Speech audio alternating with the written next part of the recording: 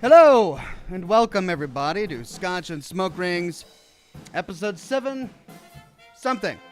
Good to have you on the program today. We're finishing up My Friendly Neighborhood.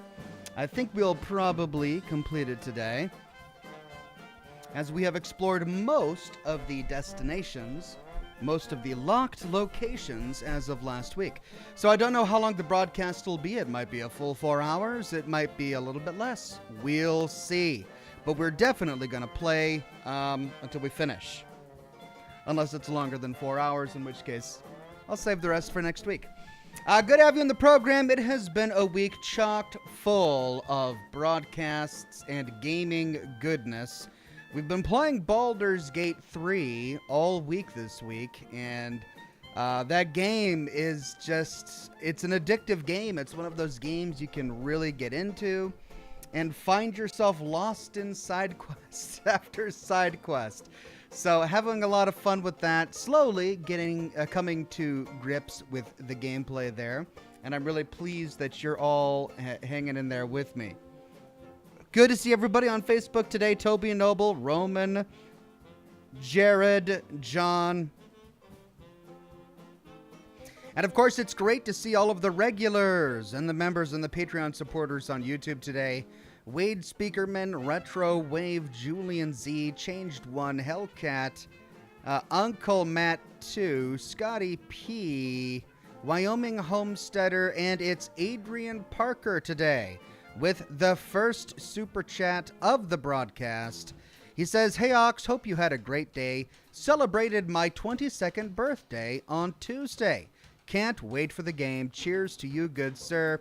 Thank you very much, Adrian, and happy 22nd birthday on Tuesday. That's great. I recently turned 42, so I'm like 20 years 20 years above you there.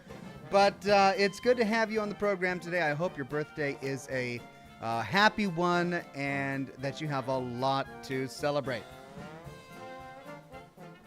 David says, "Damn, you still can't fix your Jedi Survivor save." No, there's no fixing the save. It's corrupted. It has a 0 kilobyte file size. Like, there's nothing there. It has no data. It just got obliterated by whatever glitch EA had that caused that to happen. So I think it's unrealistic that they would expect their players to just start over when that happens, as opposed to just making sure that doesn't happen. And I'm not about to start over at all. Wade Speakerman gifted 5 Oxhorn memberships to the community. Thank you so much, Wade. And congratulations to Elliot, Crimson Bolt, Paul Esk, Zakol Raider, Ash, and Ashbot. Thank you so much, Wade Speakerman, and congratulations to everybody. Rachel, with the first dad joke of the night, says, "What do you call a sad fish?" A flounder. As opposed to a flounder, I guess. I'm not a fisherman, but that's wonderful, Rachel. It's so good, it's going to drive me to drink. I'm having some Kraken tonight. Cheers, everybody. And a little bit of Glenlivet. Down the hatch. Oh. That makes the night right there. Then Vince M says, "Hey Ox, just started playing Baldur's Gate 3. I'm already getting sucked in with all the lore and exploring. Made a high elf ranger. Cheers." Thank you, Vince. Sounds a lot of fun. I don't know what I would have made had I not made a kind of goofy character for the broadcast. I'm having a lot of fun with Bardyhorn the Bard, the half-orc Afro Bard. He's great. But if I was playing the game, like, seriously, I don't know what I would have made. Maybe like a warrior or a paladin or something. But still, having a blast with all of Bardyhorn's bard powers. Chase Carter with a super tip, and this is, a super tip. And according to YouTube, this is his first super tip. Thank you so much, Chase Carter. Julian Z says, "Hi Ox, so good to see you on the Scotch and Smoke Rings. Hope you're well. Hope you're able to get a free content creator code of Starfield so you can save yourself $100. Is Starfield $100? I mean, from everything that I looked it up after you mentioned it a couple of broadcasts ago, and it's just a key mailer campaign, right? They're just looking for people. They're just looking for content creators that they can give the game to for free. And, you know, Keymailer has been part of the YouTube Partner Program, or integrated with the YouTube Partner Program, for quite some time now. And I get emails all the time from game companies wanting me to play their game. And really all they do is just give you the game for free. So from what I gathered, that's what Starfield is doing as well. They're just offering the game for free to certain content creators. And, I mean, that's... You know, that's never been enough of an incentive for me to want to play a company's game. You know, even if it's a $60 game, you know, it's $60. And you're dedicating weeks of your life to broadcasting a game, and they're just giving you something worth $60. So, yeah, I'm not sure if I am really that enthused about being, about even trying to get into the content creator code for Starfield. I might as well just buy the game and play it when it comes out. That way I can do it at my own leisure and, you know, be more in control of what I do and when I do it. Adris, a member for 36 months and a Silver Ox, says, "Hey Ox, hope everything is going well. Have you heard of Eternal Threads? I recently started playing it. Seems like something you'd enjoy." I have not heard of it. Let's see. Eternal Threads. Ooh, may contain things not appropriate. Let's see. Eternal Threads is a single-player, first-person, story-driven puzzle game of time manipulation, choice, and consequences. Released last year, May of 2022, and reviews are very positive. Okay.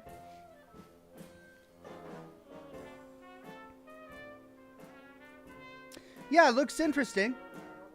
Maybe I'll have to look into it if we finish My Friendly Neighborhood tonight. Thank you for that one, Adris. Rachel says, "I've loved watching you play Baldur's Gate. My character is a noble gnome bard named Princess Oxette." That's great, Rachel. Hopefully your noble gnome bard will be much more noble than my half-orc has been. Ao-chan, a member for 61 months and a Silver Ox, says, "Member for 61 months. Time flies. It does indeed. 61 months. I am humbled. Ao-chan, thank you so much for being a member of this community, and I'm glad you're here." Josh Bunton, a member for 51 months and a Bronze Ox, says, "Huzzah! Almost a full deck of Oxhorn playing cards." Good to see you, Josh, as always. Playing cards? A full deck of Oxhorn I guess, I don't know. Are you making playing cards with, like, my face on it or something? Well, that's pretty cool. Cannibal Bananas says, "My friend told me this joke today. What did the janitor say at the party when he jumped out of the closet?" Supplies! An oldie but a goodie. I first heard that joke in UHF, but it's a classic. Love it, Cannibal Bananas. Thank you so much for that. Ian Chamberlain, a member for 28 months and a Bronze Ox, says, "Happy to be back. Time to tap that ash." It's always a good time to tap that ash. Thank you, Ian Chamberlain. And Julian Z says, "Well, the premium edition that gives you 5 days early access is $99. Hope that doesn't stop you from choosing early access." Oh, I see. Well, I guess, does the content creator program give you the early access version of the game? I suppose they would, if they're trying to get content creators to play the game. Yeah, you know, either way it's fine. If I get the game for free, that's great. If I have to pay for it to get 5 days early, that's also great. Either way works.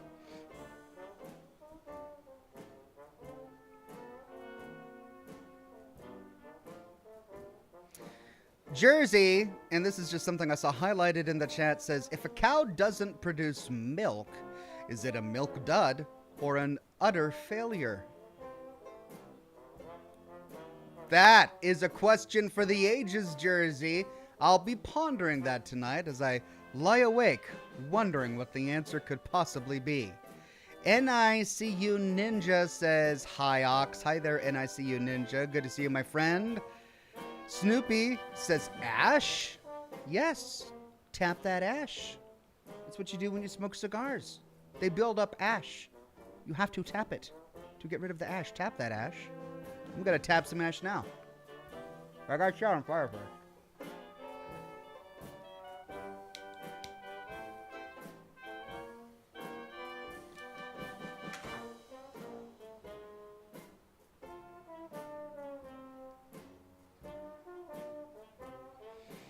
Marine 98 became a bronze ox. Thank you so much, Marine 98. Snowman 3 says, ox, are you channeling your inner Peter Griffin? That beard is looking mighty, but a bit unruly. What is unruly about it? It's a beard. It kind of goes that way.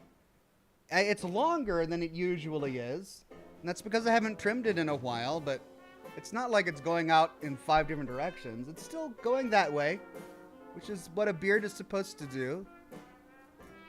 Does it look bizarre? I guess, no. I don't have an answer to that. I didn't know Peter Griffin had a beard. I thought Peter Griffin was clean shaven. I suppose there's an episode of Family Guy where Peter Griffin had an unruly beard. Julian Z says, speaking of Starfield, I've been watching a lot of gameplay breakdowns, and there's some talk of space magic with the gravity manipulating ability shown, but there's so little info, it's just speculation. And this is why I always steer clear of these YouTubers who try to talk about a game that isn't released as if they know what they're talking about. And I'm not going to blame YouTubers who do that, because there's money in it, and good money. And there are people who want to see that content. And the same thing happened for Fallout 76, and at that time, I didn't participate because I don't like disinformation. I don't like misinformation. I don't like misinforming people with disinformation. Either way, I don't want to even speculate, right? Every now and then, you know, there will be something that comes out that'll give me something to talk about, and then I can speak about it intelligently from like a lore perspective or whatever.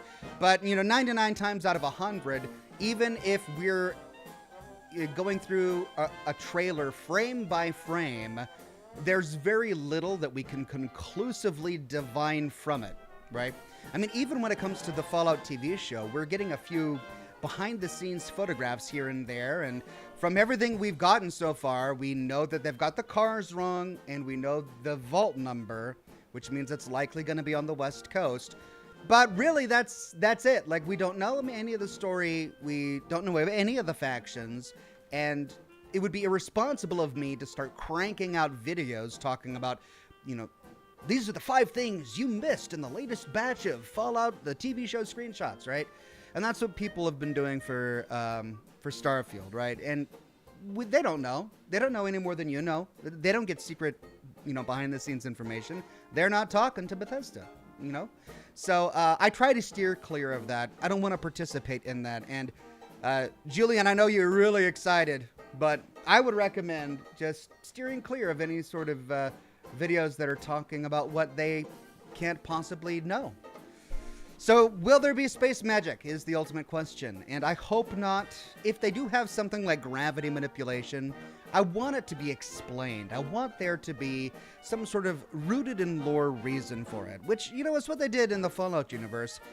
Radiation can't turn you into a ghoul. It can't. It just kills, right? Radiation doesn't mutate cows to the point where they grow 2 heads. It can't do that, right? So, on a certain level, even in the Fallout universe, there's a bit of radiation magic, right?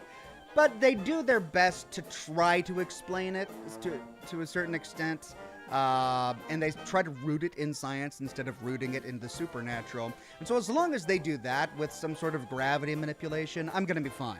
And I'm not going to put it in the category of space magic. If they just give you powers and they're gravitron powers or whatever, and they don't try to explain it with technology or science or anything, then it gets into the realm of space magic, and I would be disappointed.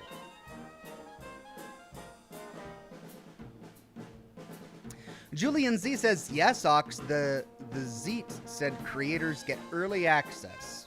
Are we calling them Zeets now? Oh, that's awful. I don't know if I can do it.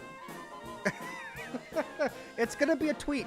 It's always going to be a tweet. I've been on Twitter since the very beginning, and just because, Elon Musk has got an X up his butt doesn't mean I'm going to start calling it a Z. That's ridiculous. They get early access, huh? Okay, that's great. Well, maybe I'll submit a petition with the Keymailer campaign and see if they can give me early access. That would be wonderful. Wade Speakerman, a member for 37 months, and to Silver Rock, says, I'll use my freebie. Josh Schmidt, 52 months. An Ox member equals 52 cards in a full deck of Ox cards. Wow, how did I miss that? Well, Josh Bunton, you're clearly more perceptive when it comes to playing cards than I am. I didn't even make that connection, but thank you for the clarification there, Wade. Raccoon42 became a Silver Ox. Thank you so much, Raccoon42. And Marine98 says, I felt a little judged by yesterday's hummus comment. Sun-dried tomato and olive oil hummus is great. Love you, Ox. Hey, Marine98, man, I'm not judging. You love the hummus? That's fine. I mean, it just so happens to be the same type of substance that can be eaten by people who forgot to put their dentures in that morning, or for people who can only eat food from straw. And yet, if it's delicious, there is no shame. If you like your hummus with the tomatoes and the sun-dried and the blah, blah, blah, I'm not shaming you. Just eat your hummus and love it. I'm not a big hummus guy. It's not my thing, but I'm not going to judge people who like hummus or tapioca. They're both good. Wade Speakerman gifted 5 Oxhorn memberships to the community. Thank you so much, Wade, and congratulations to Ant444, Poophead, Andrew Jameson, Isaac, and Tire Flex. Congratulations, everybody, and thank you so much, Wade Speakerman. Adam M says, Starfield? Never heard of it. Is that like Skyrim? Yes. It's like Skyrim in space.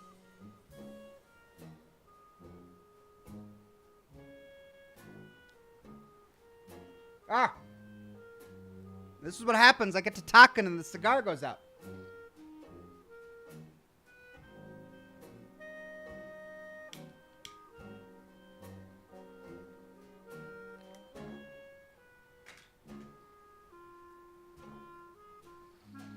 Toby Noble says on Facebook, if you ever finish early, play more Viscera cleanup detail. Did you like that? The viewers are always so conflicted on that. Like, half of you get it, right? Half of you get why I would like a game like that, where you're just sitting there cleaning up all the gore on a spaceship. You can zone in, listen to your music. And then half of you are just so bored and just, why are you doing this, Oxhorn? I like it. I like Viscera cleanup detail. My kind of game. But I'll probably save it for the charity live streams.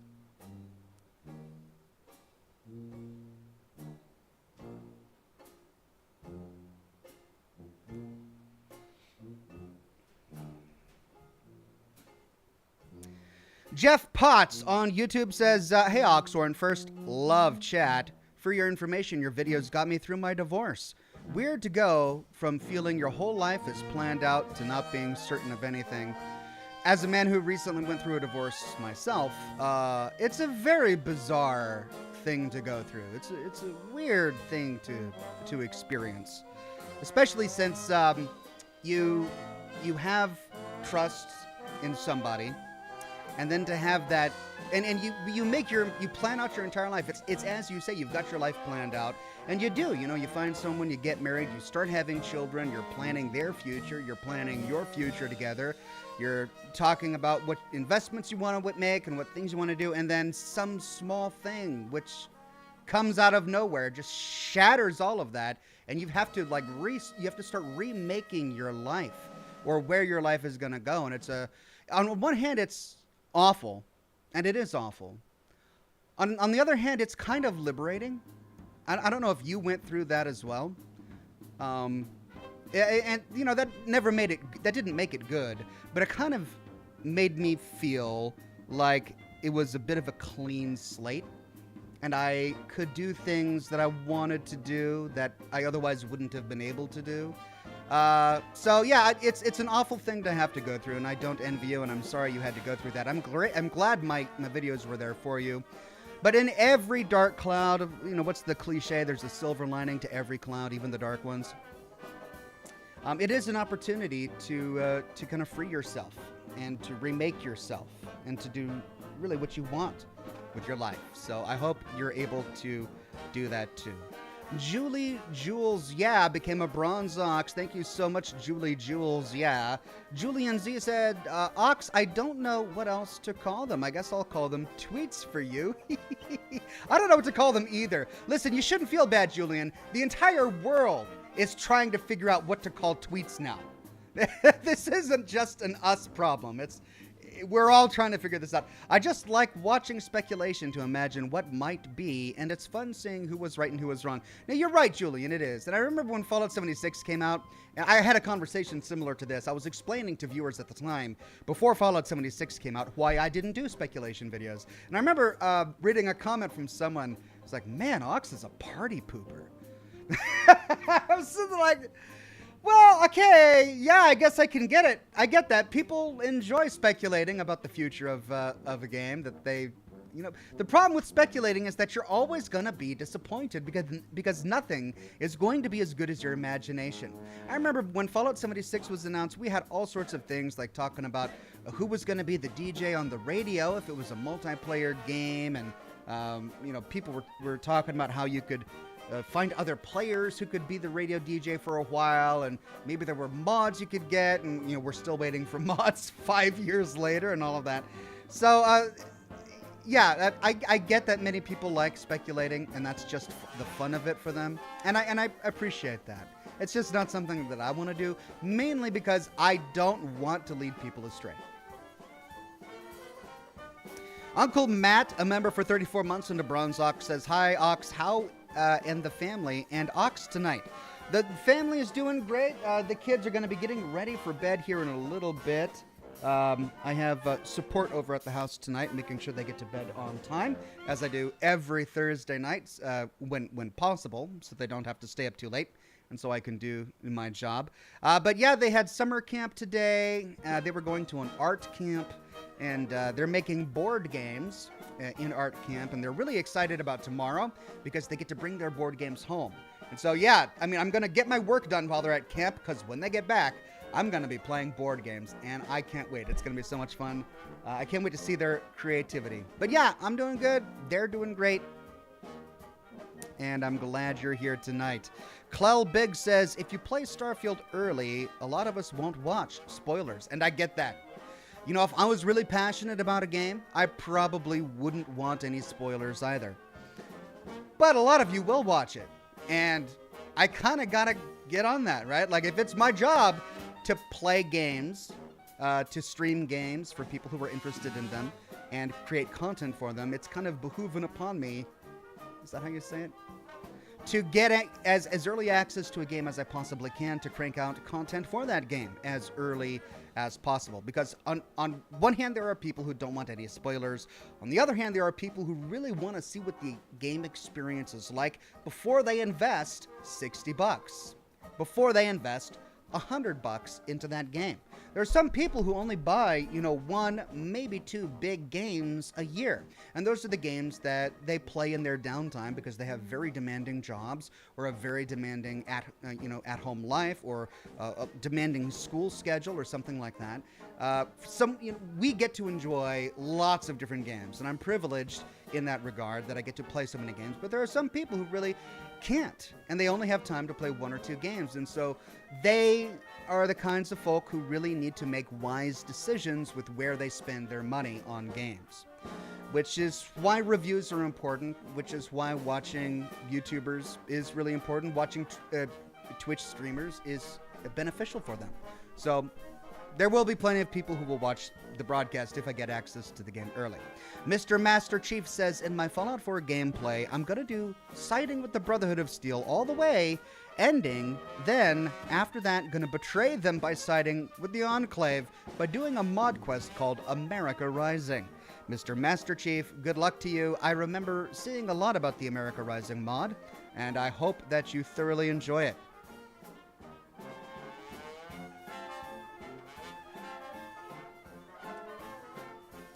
Random Greymane says divorce and becoming a widower are fairly similar.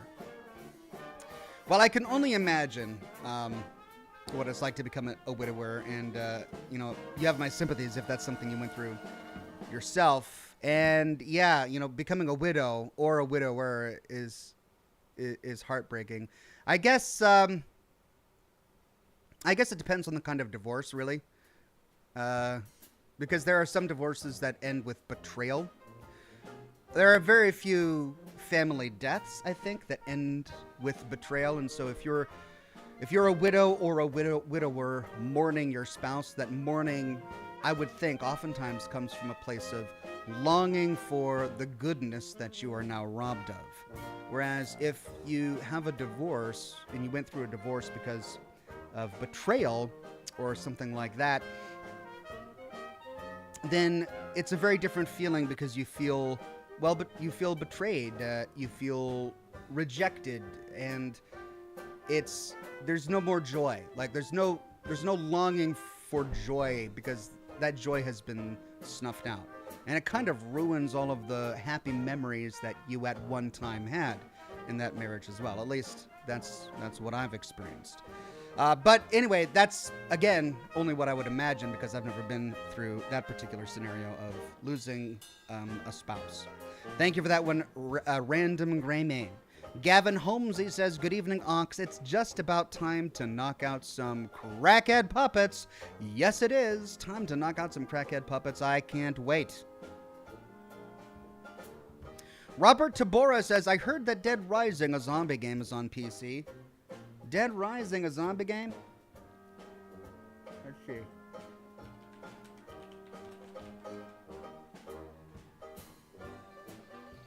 It's on Steam, yeah.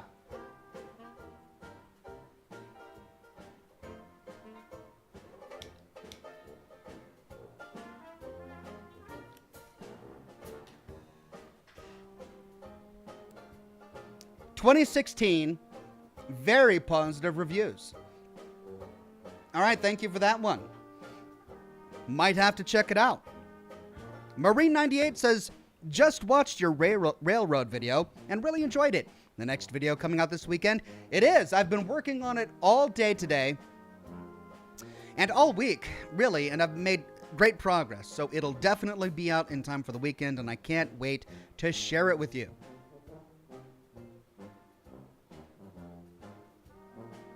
Alt Grendel says, yesterday I bought a 12-year-old Scotch. His parents were really pissed. I mean, they would have had to have been pissed to sell you their kid, I guess. I mean, you don't sell your kid if you're not pissed. It's not something you do when you're sober. Brian Diekschroom says, just started watching your Witcher 3 streams. I'm only on part 6, but it's already so good. Stand on chicken. Thank you, Brian. I gotta make a shirt about that now. It's become a thing. It's become a thing. That, of course, is a reference to my Red Dead Redemption broadcasts where I misheard the lyrics of a song. It was supposed to be this sweeping cinematic emotional moment. We're on our way back from, I forget the name of the islands, the Caribbean islands that he was stranded on. He's on his way back, nothing but the shirt on his back. We're riding off into the sunset, and the lyrics are, "Will I stand unshaken?" or something like that. And I couldn't hear it right. And I'm like, "Will I stand on chicken?" What? And now that's, even all these years later, it's coming back into the chat. Cannibal Bananas has been watching older vids, and you said it was horrible synth Sean could never grow up. But couldn't his conscience be put into an adult synth body like Doc Amari did for Curie once he's mentally older? That's assuming that he can become mentally older. You have to remember that the synths, they don't grow like humans do. So there's never been a synth alive that was ever at one time a baby. If he has a memory of being a baby, that's because that memory was recorded into his mind by Dr. Amari. So when the Institute makes synths, they make those synths adults, and they create adult personalities. It was a huge thing when they made Synth Sean. They made a huge deal about it in all of the terminal entries. Many of the scientists didn't want to be a part of it. They thought it was unethical. And part of that was that they had to make this 10-year-old mind, right? And I've never seen anything in the Institute lore that says that a synth mind can mature. Clearly, a synth adult mind can adapt, right? We found that out with Glory. She has changed as a person, but she hasn't become an elderly person. She didn't start as a teenager and grew into an adult. She was an adult. She is an adult when we find her. Her life experiences have changed, and that's how she's evolved as a human being. Well, as a synth being, but she hasn't really matured physically. And so I don't know if a synth mind can go from a 10-year-old mind to a teenager mind to an adult mind. I would guess, if I had to guess, that he's stuck at 10 years old forever, which is kind of awful. Julian Z says, I'm definitely will watch if you get early access, but I'm also going to be playing at the same time with your stream, going on another TV few spoilers that way. Now that makes sense too. Hopefully we'll be able to play together side by side in that way. Cairo Contoy says, Hi Ox, I hope you're doing well. Ready for Killer Muppets tonight. P.S. My mom's cancer was just remnants from cancer 30 years ago. She will be okie dokie. Well, Cairo Contoy, that's great news.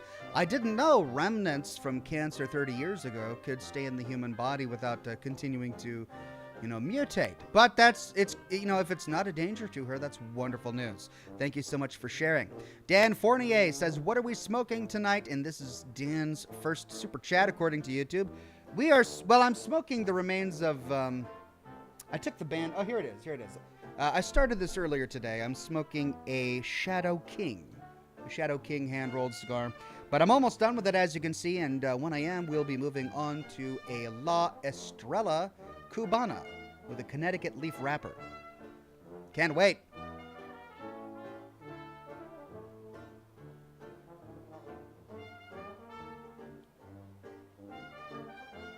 Okay, I'm tired of lighting and relighting that one. I think it's done. Let's crack open a new one here.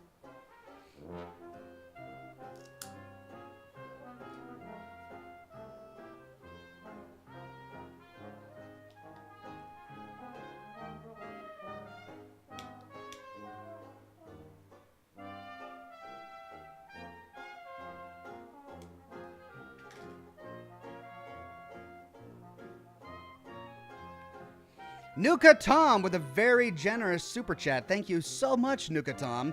Says, another lovely Thursday night with my favorite live show hosted by my favorite creator. So happy to hear you're still taking life in stride, Ox. Your optimism always rubs off on me, and I couldn't be more grateful for such happy memories to be right here in chat. Well, Nuka Tom, very gracious comment, and I'm glad you're here. I figure we only have so many years on this earth, and better not to spend so many of them in a bitter mental state. So finding optimism where you can is one of the keys to happiness. Thank you, Tom, and I can't wait to explore the game with all of you later. Anna Ez with a super tip and a super chat. This is her first super chat as well. Says, long-time viewer, first-time super chatter. It's my birthday tomorrow and thought I'd share the love. Thanks for all you do. Heart. Thank you, Anna Ez. Thank you for giving me a super chat today, and happy upcoming birthday to you.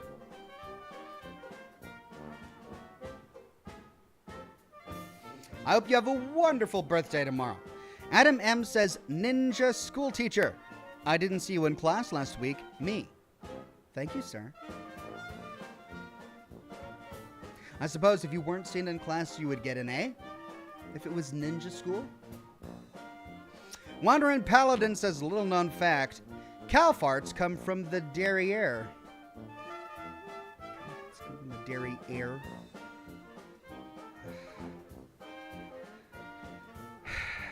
I'm just getting this memory of what a cow farm smells like. And it's not pleasant. Not that I've ever worked on a cow farm, but there was huge... in Washington State, they have huge dairy farms right on one of the interstates. And whenever I would drive by, it would just smack me in the face, this awful cow smell. It was really gross.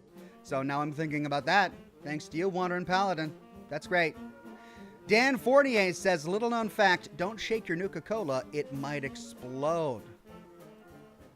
Well, definitely if it has any isotopes in it, yeah. Or carbonation. Junk41 says, wasn't Synth Child Sean the same child Kellogg had with him several years prior and he didn't mentally mature? A little bit of confusion there. It wasn't several years prior. Kellogg went to Diamond City with Synth Sean only after Nate, the sole survivor, left Vault 111. And it was done so on purpose. It was done so by Father. Father knew when the sole survivor left Vault 111. And in an effort to lure the sole survivor towards the Institute, he sent Kellogg, whom he knew that Nate was going to want to kill, to Diamond City with a kid. That was his entire plot. He couldn't reveal to Nate his true identity because he couldn't risk having that information let out into the public. He didn't want the rest of the world knowing who he was or learning anything about the Institute. He wanted to communicate with you. He didn't really know how. He knew you were going to be really upset because what happened in the vault, in your mind, in Nate's mind, happened just a few moments ago. So you just saw your spouse get killed. You just saw your child get kidnapped. You're in vengeance mode. You're in daddy rescuer mode, right? And so he knew that you were going to track down the child and track down the killer of your spouse. And so he sent both of those things to Diamond City to lure you to him. So the synth child, Sean, that research had just recently been completed. And we find terminals in the Institute where Father is pushing forward the timeline on the entire project, saying, all right, we're out of time, we got to do it now. And that's because Nate left Vault 111. Madison Lee was really upset with that. She didn't want to do the project, and then she started to grow attached to the child. And then, you know, the child got taken away to go with Kellogg. And all of that happened within just a few weeks, really, or months, I suppose, depending on how long it takes you to get to Diamond City. Not years. So even if we were to think about the amount of time that Synth Sean spent in Diamond City, it really wasn't enough time for his mind to grow as a synth child. But either way, it wouldn't have mattered because as soon as he got back to the Institute, his mind was wiped. Which is why he was so confused when we found him in his cell.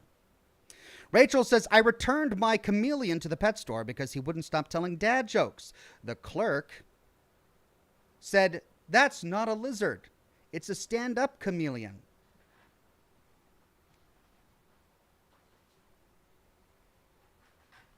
A stand-up chameleon. Thank you, Rachel. Andrew Jameson says, no toasting the foot of your cigar, Steve. Saka weeps. You know what? I'd get there in the end. Look at that. Look at that ash. That is almost a full coat of nice powdery ash there. Okay, maybe a little bit of black right there. Oh. So the only reason you toast the foot of your cigar is to get an even burn. But as long as you ignite all of the tobacco around the rim, around the perimeter of the foot of the cigar, the act of drawing the smoke in causes the flame inside the tobacco to get pulled towards the center. And that will eventually ignite all of the tobacco leaves around the perimeter. That's assuming that it was a well-bound cigar. You know, there's nothing that can be done for a cigar that just wasn't bound correctly. If it was bound too tightly, or if there are big old veins in it, then, you know, you're not going to have an even burn. Most of these cigars that I get usually are bound correctly, and I get an even burn.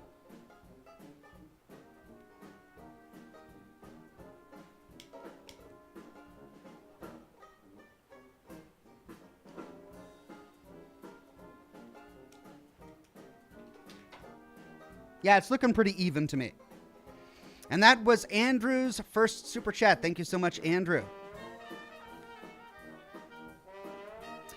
Wade Speakerman says, Ox, my grandpa always said that the cow aroma produced by cattle excretions smelled like money. I mean, it smells like money if you're a dairy farmer. If you're not, it smells like something else entirely. Scarecrow Kaiser 17 says, Red Dead 1 port coming. They want $50, not even PC. I know. I am fully aware of that, and it's incredibly disappointing, especially since many people on consoles on the Xbox had access to it anyway by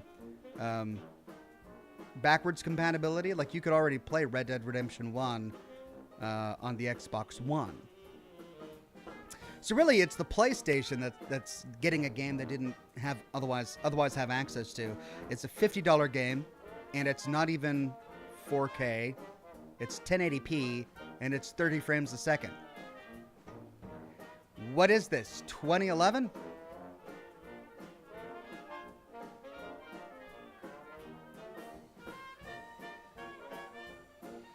Rachel says, can we get a Barty Horn shirt? I mean, maybe. I guess it depends on how much we fall in love with Baldur's Gate and how good the live streams do. I don't really know if there's a big market for a Barty Horn shirt, but it sure would be fun to put together. I'll have to think about it, Rachel. Ariana Rose says, Happy Thursday, Ox. My husband and I are celebrating 12 years together tomorrow. We are high school sweethearts. Hope you're doing well. That's amazing. I'm so happy for both of you. 12 years, what an accomplishment. I'm doing very well, and I'm so happy for the two of you. Nuka Tom says, don't challenge death to a pillow fight unless you're prepared for the repercussions. The repercussions. Pillow fight repercussions. Thank you, Nuka Tom. Wonderful.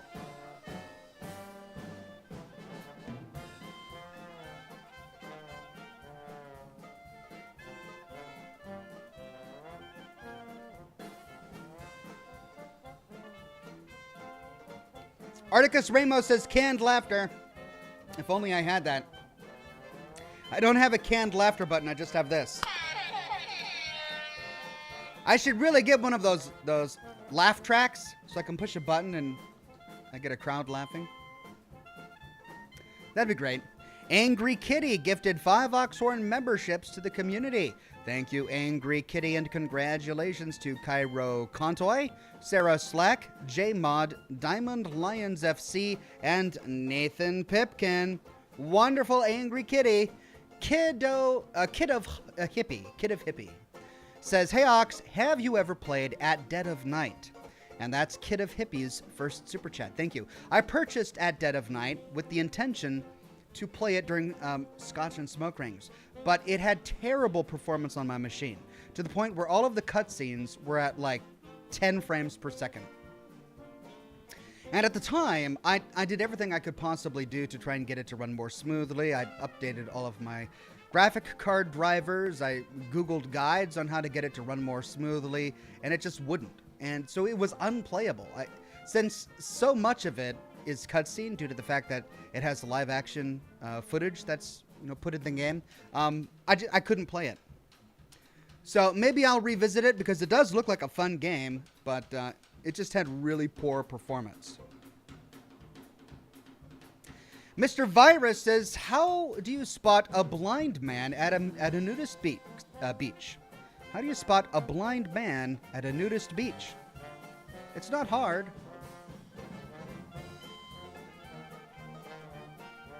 A little crass, Mr. Virus there. Just, it's right on the edge.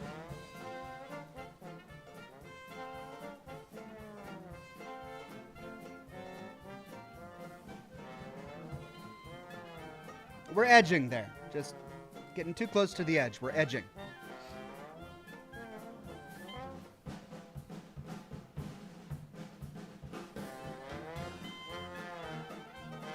Jared on Facebook says, I wish I could play Baldur's Gate 3, but it won't be available for the Xbox until 2024. So sad. I'm sorry for that, Jared. But you know what? It's a fun game, and when it gets there, you'll enjoy it.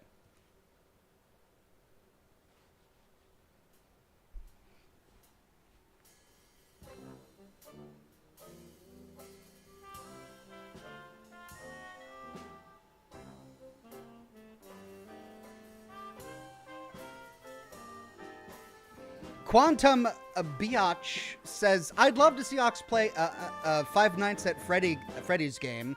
Well, you should go check out my Christmas live streams, my charity streams from last year, because I actually played Five Nights at Freddy's, the first game, during my charity live streams. I didn't get very far. I think I got to the third night. I haven't completely beaten the game yet, but I got to the third night. Andrew Jameson says, Ox, your Baldur's Gate 3 character looks like an orc Bob Ross. He does. I didn't even think of that when I was making him, but I've seen comments like that since then, and I love it. I mean, Bob Ross is great. So to have an orc Bob Ross, I'm gonna embrace that and own it.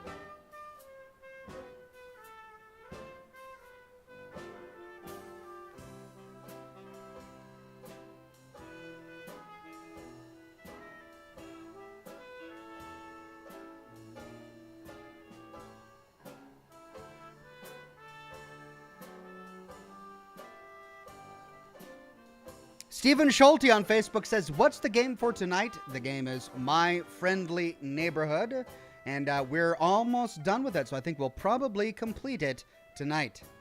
Rachel says, yes, Barty Horn, painting little trees shirt. I mean, I've already got a shirt like that. I've got the Pikmin painting his happy little bloody hands.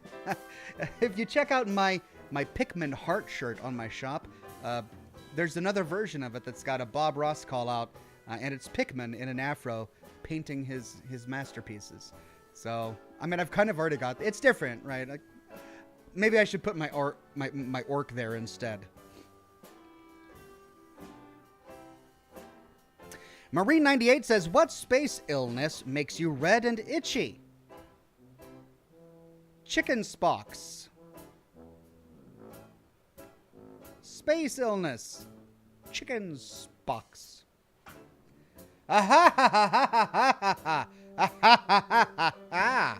Thank you, Marine98.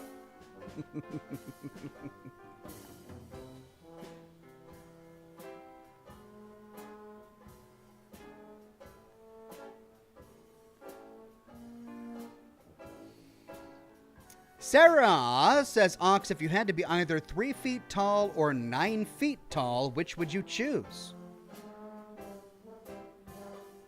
I guess 3 feet tall, because I remember reading somewhere that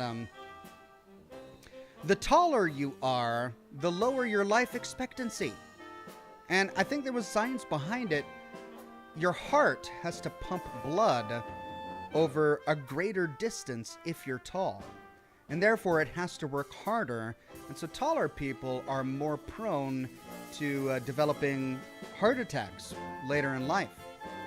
their hearts just wear out from pumping blood over such a great distance, over such a long time. Whereas the shorter you are, the longer you live because your heart doesn't have to work quite as hard. I don't know if that's true. I mean, I just read it in an article a long time ago and it kind of stuck with me in the back of my head. So maybe that's a complete lie. But I guess if I had to choose, I'd choose 3 feet tall because then maybe I'd live longer. Thomas McCormick says, just past 7 years sub to your channel. Thanks for all the entertainment over the years. I gotta say, my favorite content you've ever made was Obra Dinn. You did an amazing job. Cheers. Thank you, Thomas McCormick. I'm thrilled with my series on the Return of the Obra Dinn. I was so pleased that I got to cover that game because it's a masterpiece. I just wish more people were as interested in it as I and you were apparently interested in, because it didn't get a lot of views. And I get it. It's an indie game, and it's a unique, weird visual style. But that's why I liked it. I can see why a lot of people didn't gravitate towards it. But yeah, I thoroughly enjoyed making that series. Marine98 says, why did the Enterprise have to go to the garage for repair? It needed new spark plugs. Last Star Trek joke for the night. Thank you, Marine98. Lots of Spock jokes. Wade Speakerman says, let's get our toes right to the line. Is that a phrase? Get your toes to the line? Okay. What's the difference between an oral thermometer and a rectal thermometer? The taste.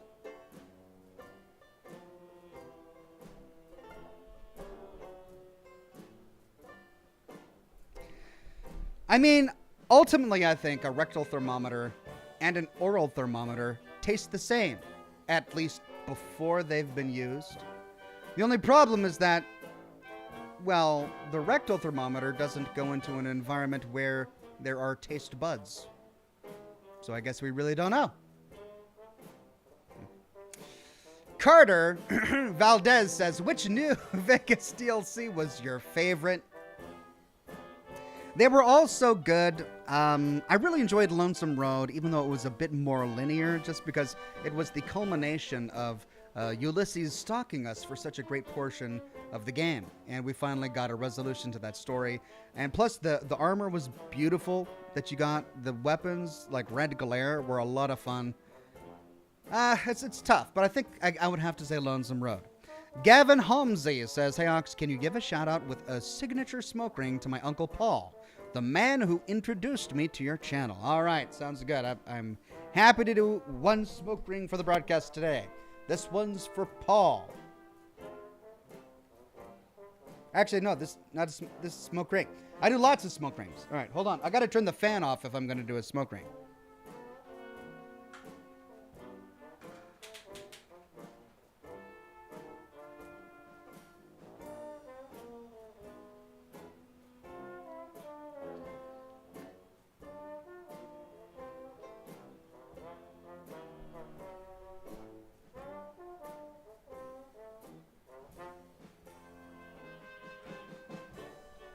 Not bad, right? When I don't have a breeze, I can do all right.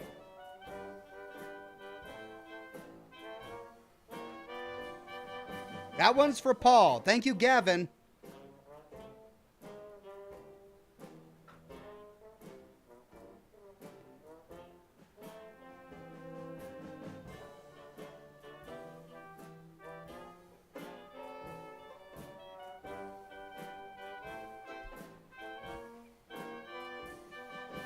Nuka Toms. So I read in Axon Media Los Angeles says, wow, what a sentence to come back on. And that's when I think we were talking about thermometers. Nuka Tom says, I kept forgetting to let you know about a game I've been seeing called Nightingale. It's survival and multiplayer, but it's not released yet. However, the Gaslamp Fae vibe of the world feels like somewhere you would thrive. Nightingale. I mean, multiplayer. I'm not big on multiplayer games. Set out on a journey of survival and adventure into the mysterious and dangerous fey realms of Nightingale. Become an intrepid realm walker and venture forth alone or with friends. Okay, so multiplayer is optional. As you explore, craft, build, and fight across a visually stunning gas lamp fantasy world. Interesting. I'm getting big Dishonored vibes here with the gameplay. Looks cool. I'll have to check it out. Kenneth Thornton says, any plans on playing the Borderlands game series? I think you'd really enjoy them. And that was Kenneth's first super chat. Thank you, Kenneth. Maybe. I've had them recommended many times. You guys have requested them over and over and over again. So perhaps at some point I will have to.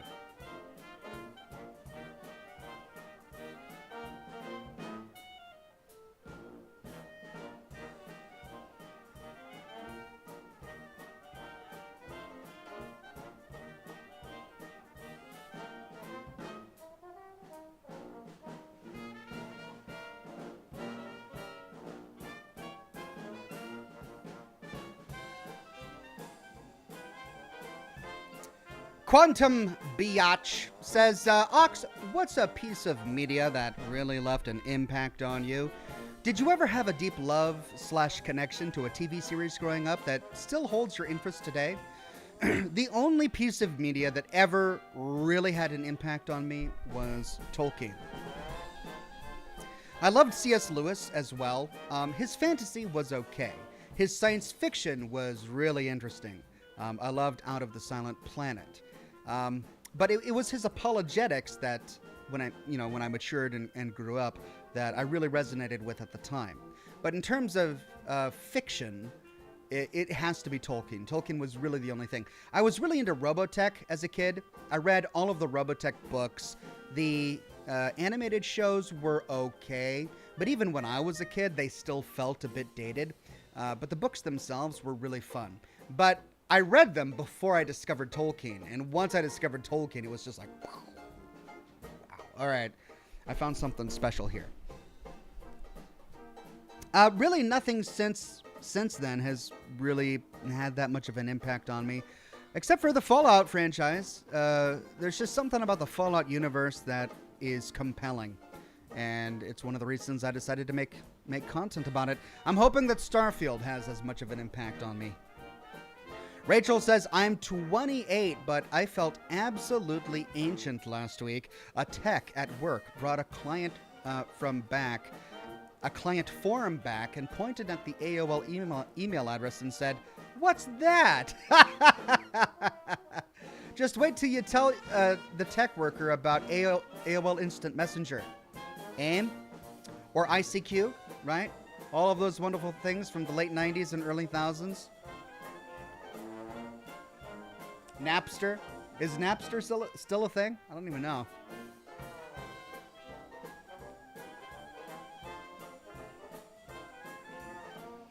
Kid of Hippie says, another game, Demonologist, came out this year. Let's see.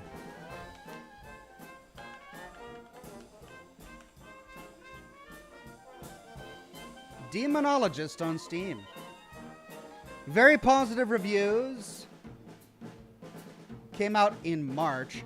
Demonologist is a co-op horror game that can be played with at least one and up to 4 players.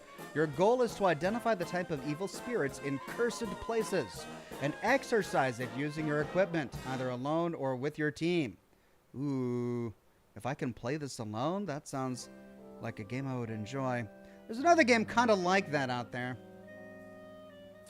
What's it called? Phasmophobia or something like that? Phasmophobia? Viewers were wanting me to play that too.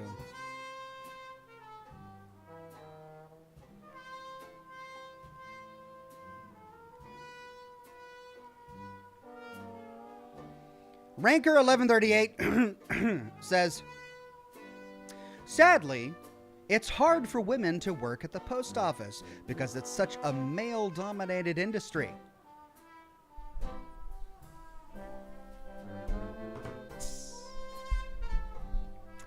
The secret to that joke is all in the delivery.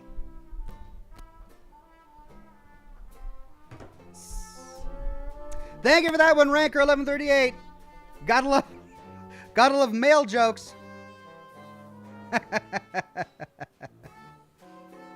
Timberjack says, hi Ox, gonna head to bed. I'm getting up at 3 to play the new season of Lord of the Rings Rise to War. I've been playing since the game came out 2 years ago. Awesome. Well, I'll have to check it out. I haven't played any Lord of the Rings games or any Tolkien games. Maybe I could find one that I would like. Thank you, Timberjack.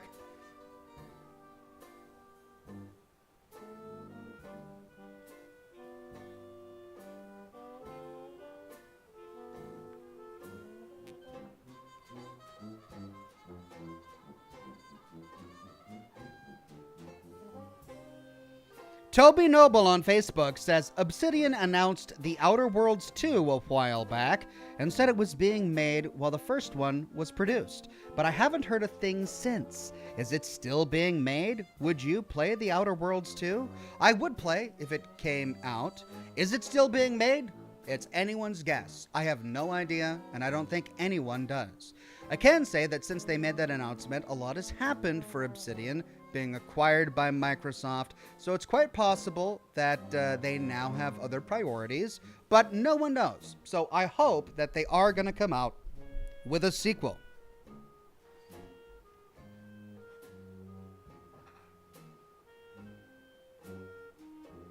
Oh, it's been an hour. We got to get to the game. Holy cow. That went fast. You guys made the conversation go by fast. Thank you for all your participation. All right, let me see if I can get the game up and running.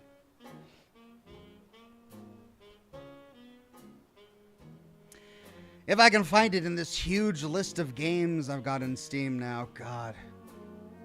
What's it called again? My Friendly Neighborhood. There we go.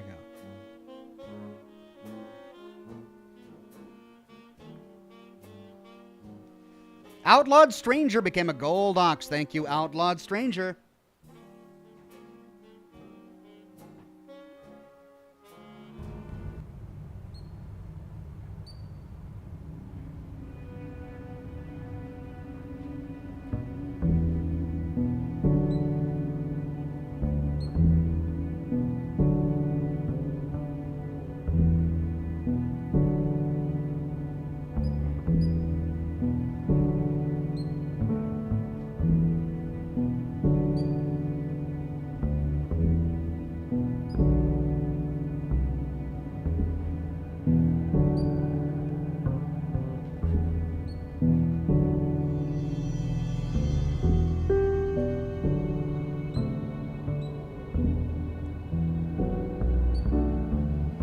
Dan Fournier says, what do you think about the Wolfenstein series? I love them, and I've played every single one live on this channel, including Youngblood.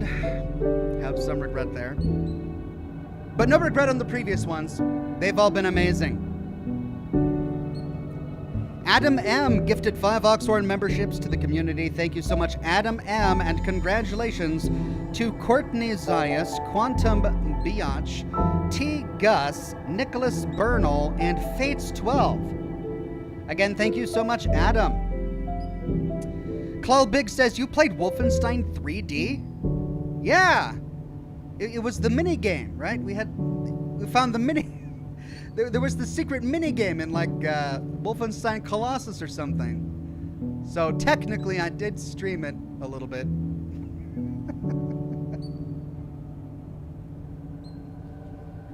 Okay.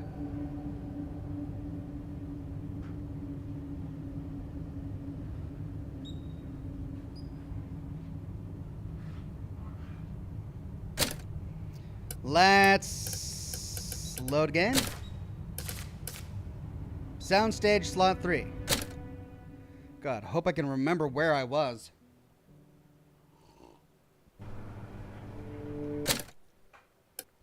Dan Fournier says you should look into Quantum Break. Actually, I played it, but I didn't play it on stream. I really got into it after I played Control. And then I started looking up all of the other games that Remedy had made, and Quantum Break looked interesting. And so I played it in my off time as sort of just like a game I would play to wind down. every now and then I'll find a couple of games like that I play. Like right now I'm playing a Valheim. It's just a game I play to wind down at the end of a day. Lately, the games I like playing off camera are building survival games like Valheim. Satisfactory is another one. I play that with my son. It's so much fun. But I played Quantum Break, and I thoroughly enjoyed it.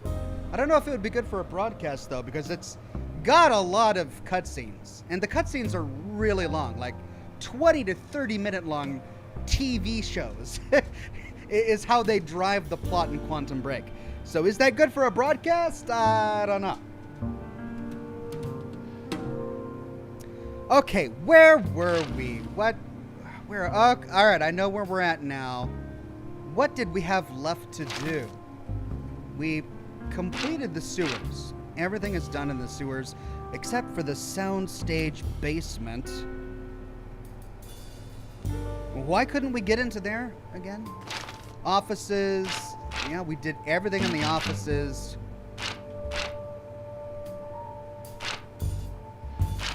I mean, there's a bunch of stuff that's crossed out right now. Oh, we're mixing the formula.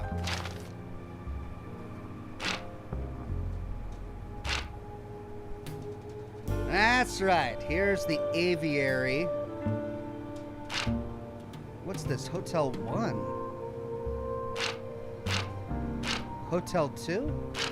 Must be upstairs. Set stage still has stuff in it, but that's because we need to get into that safe. Outlawed Stranger with a very generous super chat. Thank you so much, Outlawed Stranger. And this is Outlawed Stranger's first super chat. Says, long-time lurker, love your attitude, always putting a smile on my face. I know it's not always easy. Thank you for what you do, Ox. Shout out, Washington. Thank you, Outlawed Stranger. Shout out to Washington State. Okay. And I got this brand new Gatling gun thing.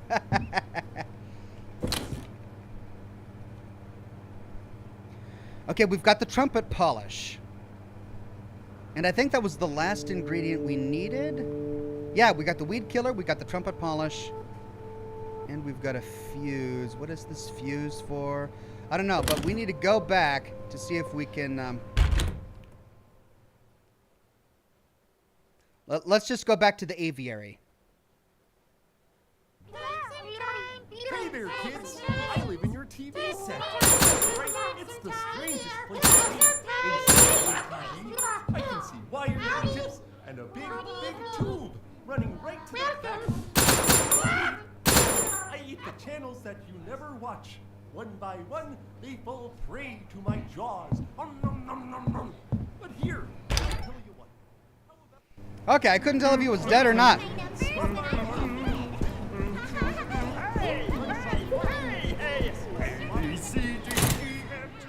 Oh, God.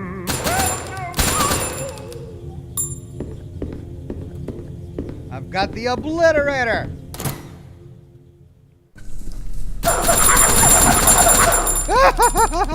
Run away! Run away! Fight the wolves!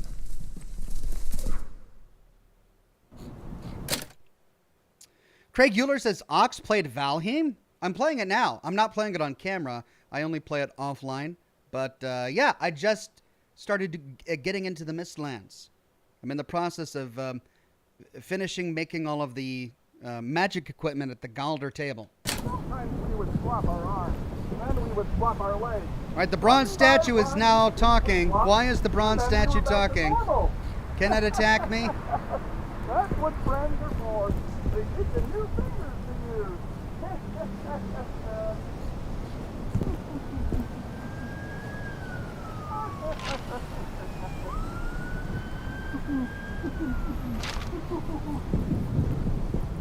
La da da da da.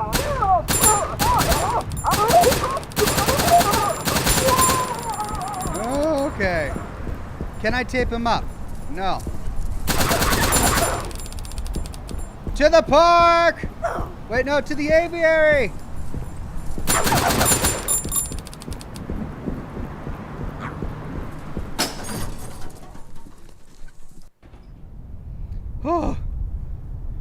Okay, 0x Gaming says, Ox, will you be playing Atlas Fallen? I'm not familiar with Atlas Fallen, so I'm not sure. I'll have to check it out. That was 0x Gaming's first super chat. Thank you, 0x. All right, so we don't have a map for the aviary, frustratingly.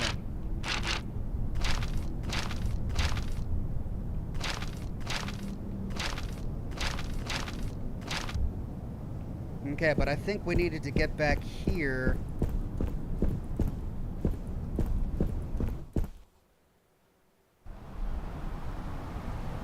Uh-oh.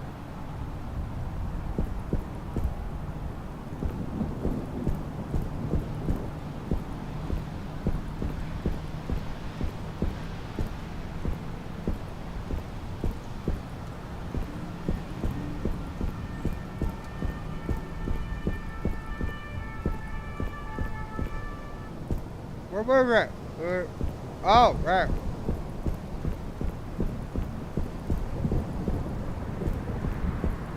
No. Oh, it's in the garden. Is it at the other end of the garden?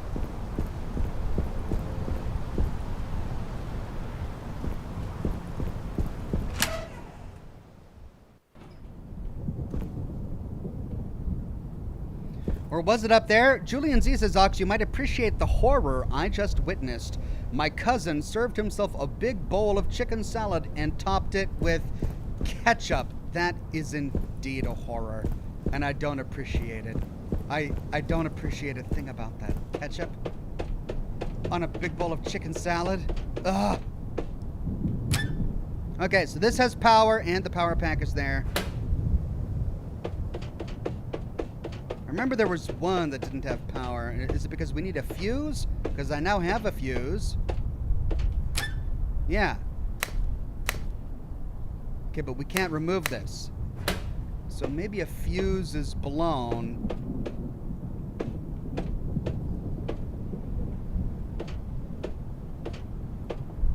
I'm not sure why that's not working. Or if we even need to do anything else here. I mean, there are a couple of boxes that we need to open up. We opened that one. Right? Like that. But this one, it's connected to that one way up there. But it's not turning on. Use indexer. I'm not going to do that right now. Okay, that's the door we just came from. Let me see what happens if we leave them all turned on. Maybe we've got to have electricity flowing to all of them. Yep, they're on. Or maybe we're overloading a circuit or something. That one's still off. Let's try turning the others off.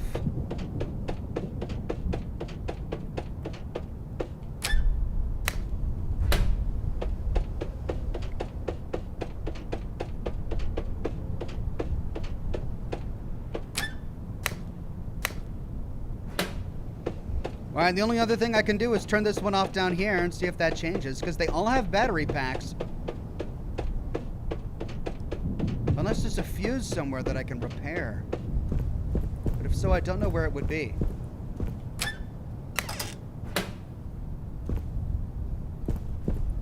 The light turned on! The light just turned on! Hey, that worked! Julian Z says, not the worst though. He puts ketchup on pizza.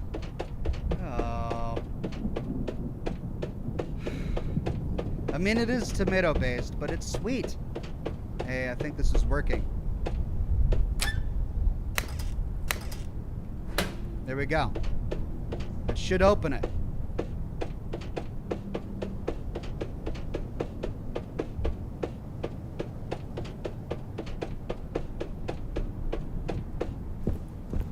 Hey! Oh, yeah. Yep. Oh, yeah.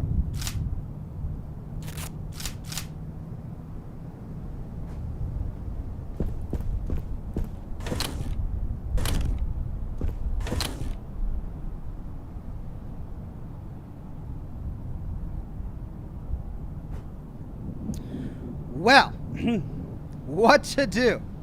Let's store one of these. We don't have the appropriate gun, so let's stash these. I only need one of those, so let's stash those.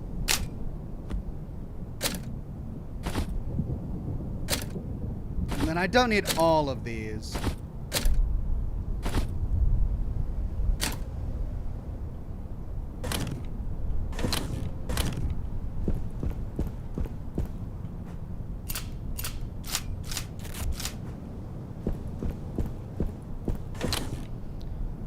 Okay, let's stash, stash, stash, stash, stash.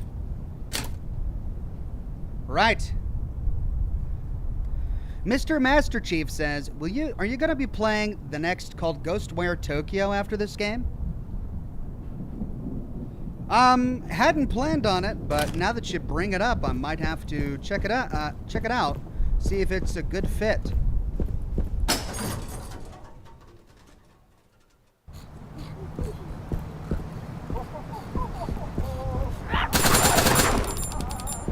To the public park!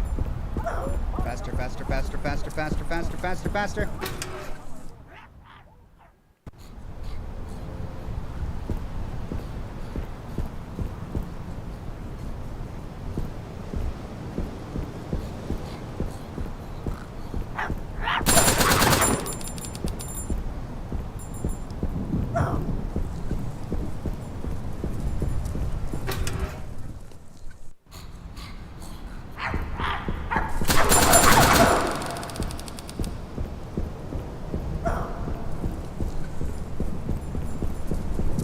There it is. Okay.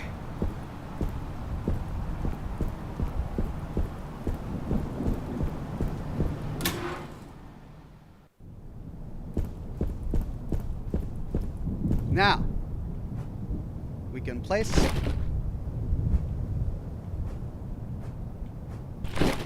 and place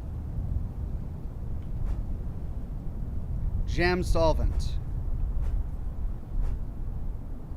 It's empty. It looks like it drains if the chemical is wrong. Okay, we need to check out our instructions again. It's not J. All right, how to... There we go. Garden.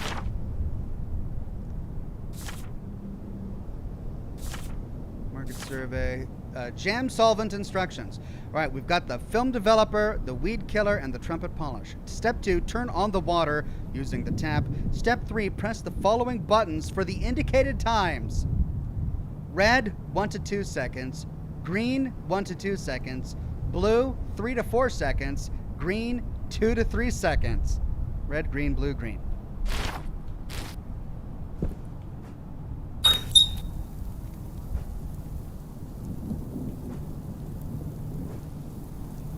One, two, 1, 2, 1, 2, 3, 1, 2. Right? Yes! Jam solvent! I got it! It dinged! We can now unstick the door in the hotel lobby. Yay! Edward says, Ox, thank you for your efforts. You're welcome, my friend. Always happy to exert effort. Did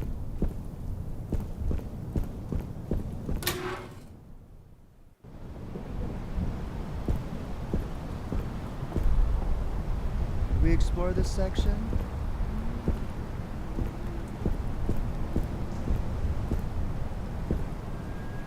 Okay.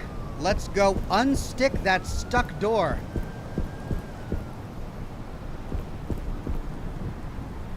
Tell you what, let's save first.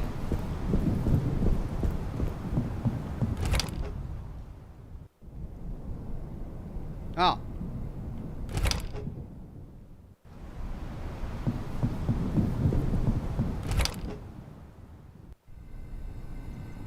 come on, I thought... There's no save point here? Right. Let's just go.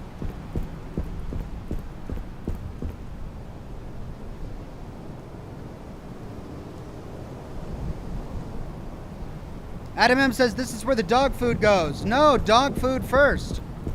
Oh. Oh, did we pick up dog food?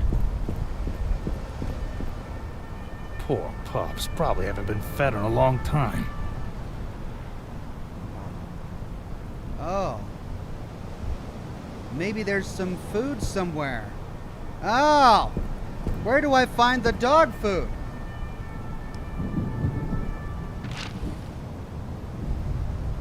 We cleared the office building, the aviary, and both stages.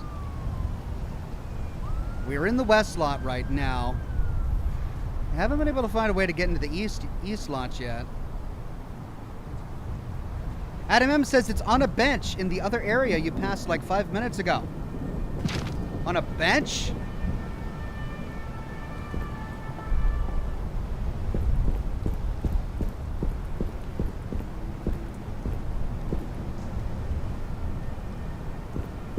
Back in the garden?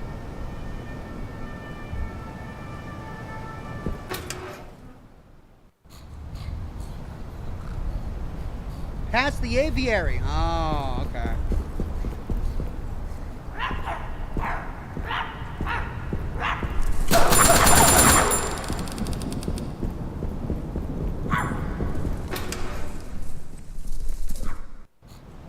Doggone it, I didn't even know I needed that.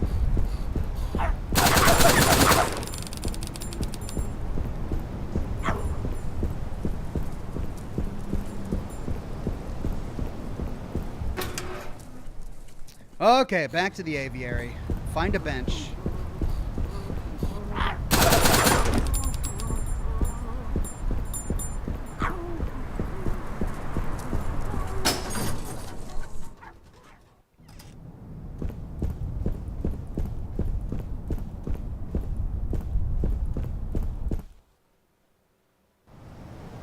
Oh, right there, dog food. There we go. Okay, so this is the east lot. So we have explored the east lot. Did we explore everything here? Because I missed the dog food. Did I miss anything else?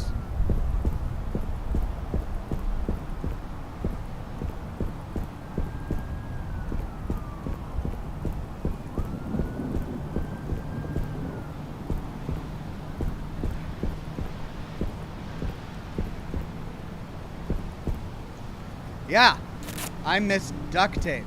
Ha! I've got 3 pieces of duct tape now. Hooray. Whoops, what did I just do? Wanna make no friends? Hey, when are we starting? Or are we Oh, I don't want to waste ammunition. I've already explored that, though. We went back into stage 4. I believe stage 4 is clear. Yeah, there's stage 4.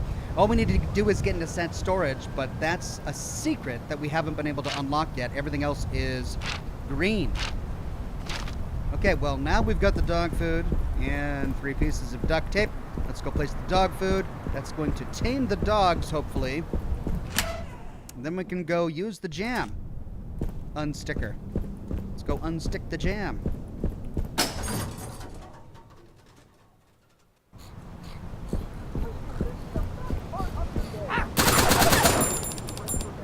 Run away!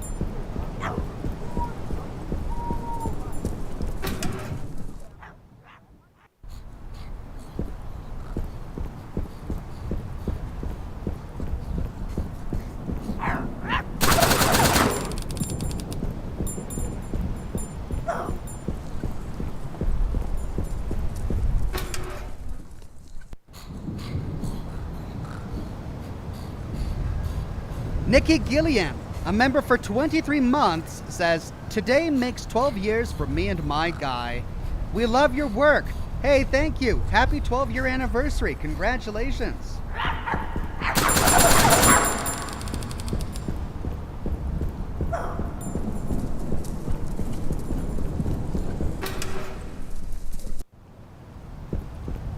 Okay, let's put some dog food down and then summon the dogs.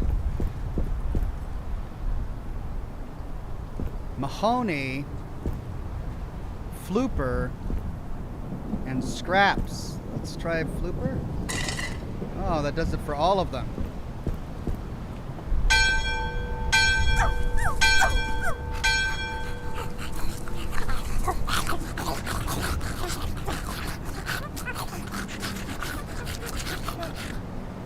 You're welcome.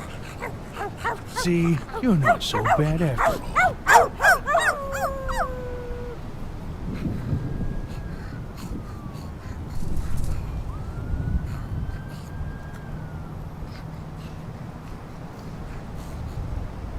Okay. We have made friends.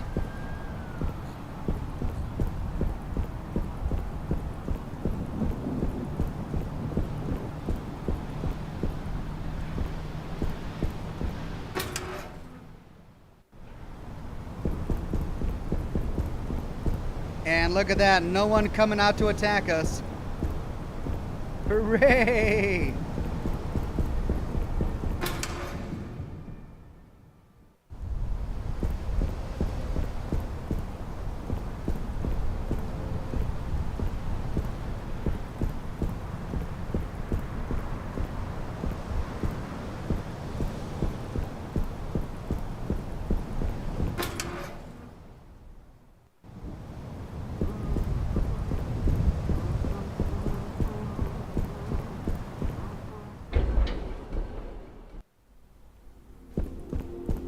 There we go. Finally, let's get this done. Finally, indeed. Now, this is still red, which means there's still loot here somewhere.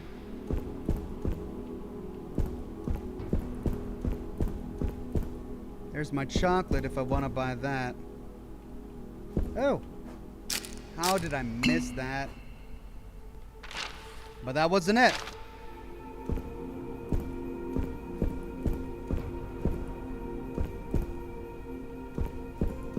Bet you it's upstairs.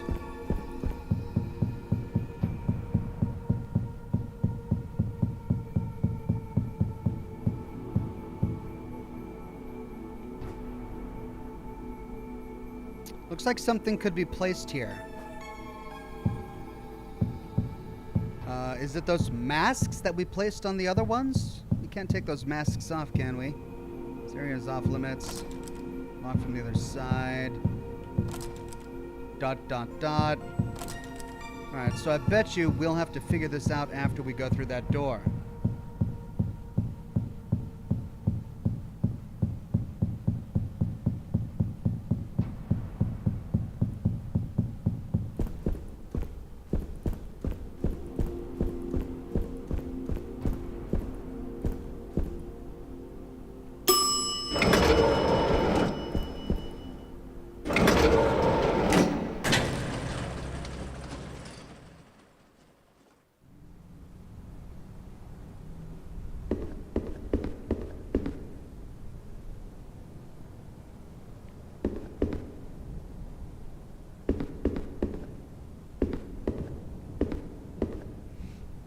Barricaded door. Magazine. Colorful door. Lore. Reflection Part 1. I wander the dark streets of the city alone. The neighborhood is deserted, ripped apart by corporations converging on it like vultures picking at a corpse. The crumbling buildings, the shattered glass glinting on the cracked pavement, the sagging car leaning on its flat tire, make it look like a combat zone has blossomed here in the heart of the city. The comic glow of a traffic light gives everything an ethereal, dreamlike quality. I count lines of windows with their curtains pulled, each hiding someone in a dark apartment watching TV alone. An aching terror gnaws at the root of my bowels. Oh man. I feel like I'm teetering on the edge of a black pit, I'm about to plunge into the void and be lost forever. I am alone.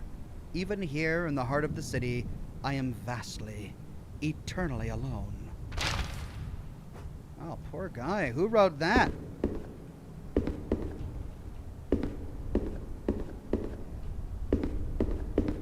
All right, door.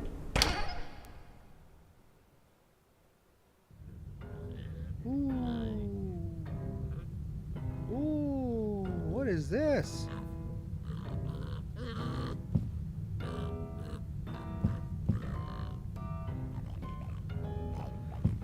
What is this?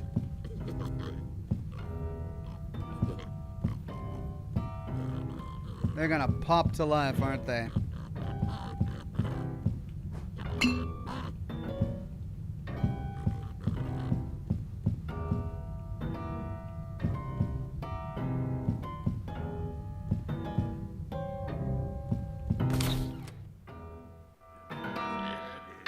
That music's gonna drive me crazy.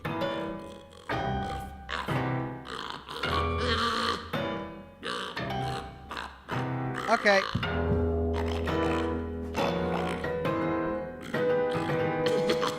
Puzzle pieces. Okay, we gotta find puzzle pieces.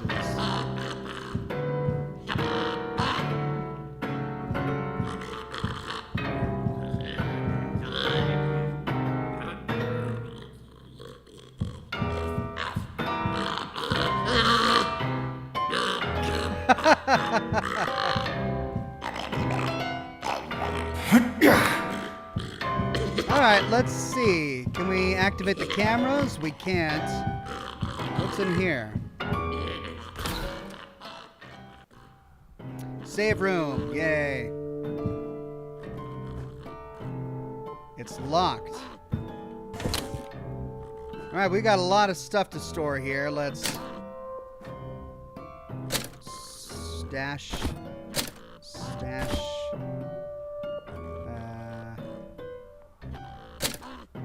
Stash.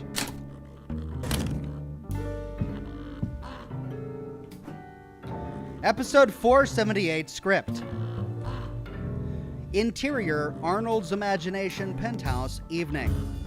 When Ricky enters, Arnold's penthouse is in utter chaos. Furniture is lying upside down. Cardboard sheets are pulled off the wall. Art is lying on the floor. Arnold is in the corner, digging around inside his chest. Ricky. Arnold, what's going on? Are you looking for something? Arnold looks up. Cat! You've lost your cat? Have you looked everywhere for her? Yes. Have you looked in the kitchen, the bedroom, the patio? Arnold nods. He waddles over to the piano and holds out a sheet of music to Ricky. I wrote song. I see. I take it you want me to sing this? As a reply, Arnold begins to play the piano.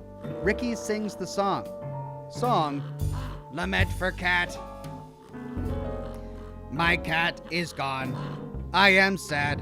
Where are you, cat? Cat, cat, cat, cat, cat, cat, cat. You are not in your bed. Okay, well, he searched in the bed, the kitchen, and the patio. And it's not in any of those places, so we need to find the cat.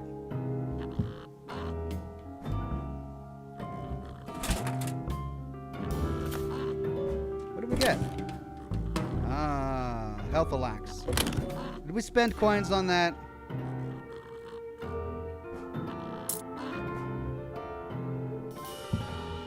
Where does this go? Locked from the other side.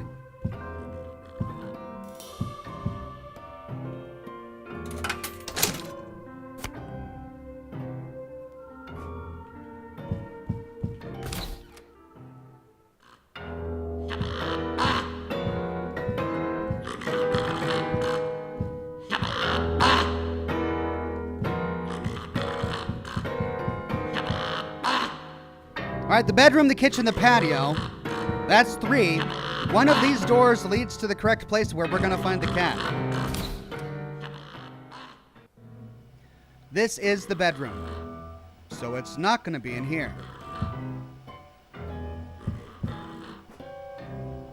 It's locked. Is it a bedroom? It's more like an artist studio.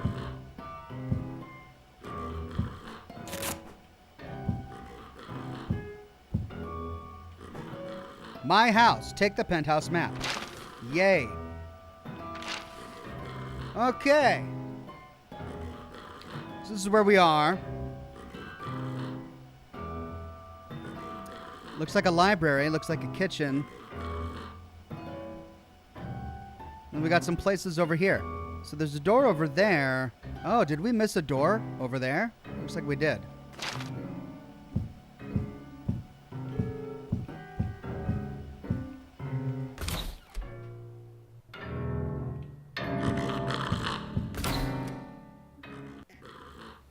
Here's the bedroom.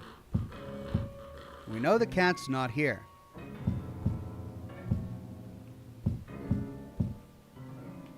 Computer. Secure login.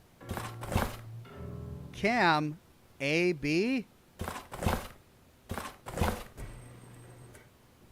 Sounded like that came from the other room.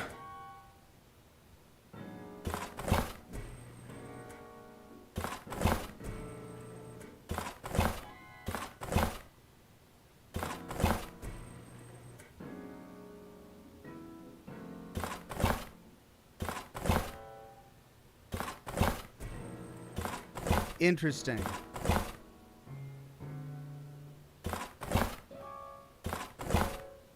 Docks. Where are my socks? Fish, fish, fish, fish, fish, fish. To do? Find my cat. Hi, how are you? Games. Swim game, go.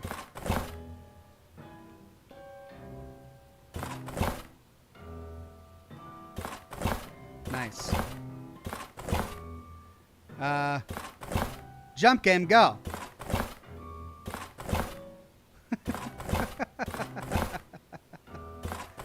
Okay. Car game, go.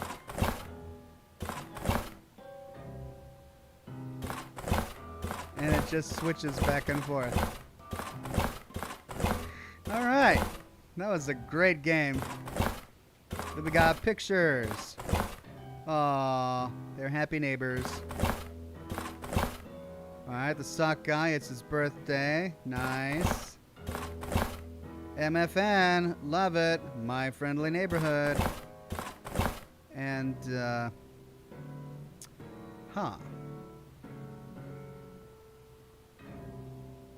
what is this? Oh, it's a mouth. I see. It's a close-up of, a creature's mouth.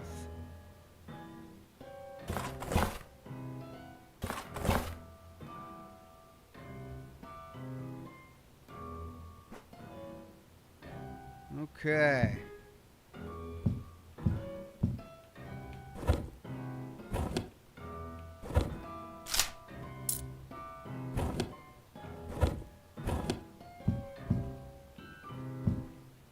It's got a racing car bed. Of course he does. Greg Williams says, what does an ear of corn say when it gets a compliment? Ah, shucks. Also, how are you liking Baldur's Gate? I've binge watched the last 2 videos. I'm really enjoying it. I'm still struggling coming to terms with combat. Still a lot that I don't know. But in terms of the role-playing elements and the story and the characters, it's a lot of fun. Mr. Master Chief says, got confused on paper computer game with iTwitch.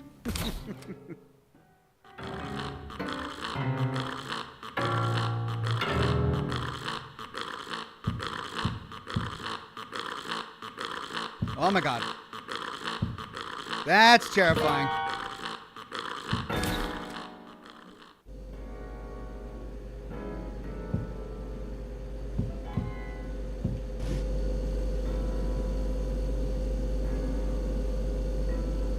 I guess something could be placed here. All right. Toilet paper, cheese, fruit. Okay, so we need to replace things there. Whoops. Medicine. I guess something could be placed there. Water. Alright.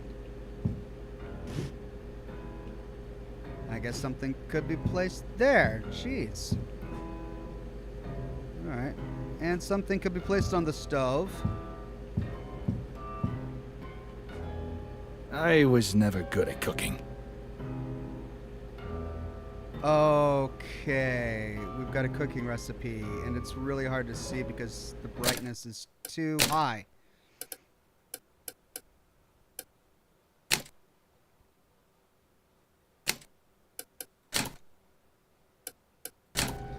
Okay, milk plus C equals cheese. Cheese plus knife equals banana.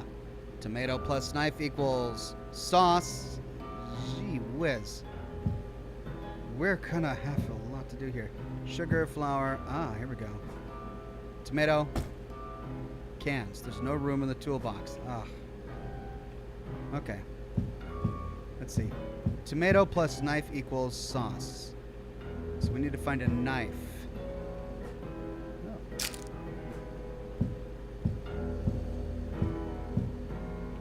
There's the knife.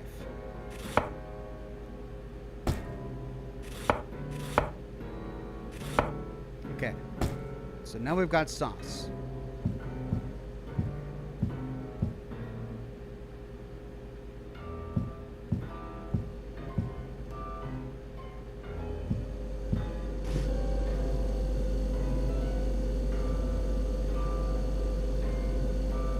Sauce doesn't go in the fridge though, does it?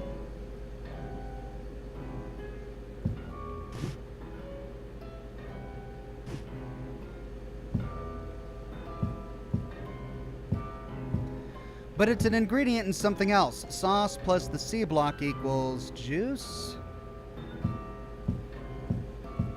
Where's the C block?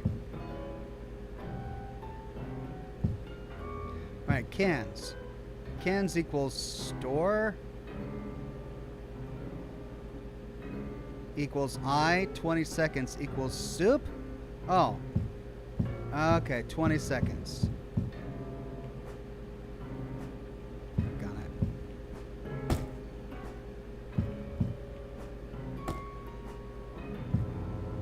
Watch for 20 seconds equals done. 3,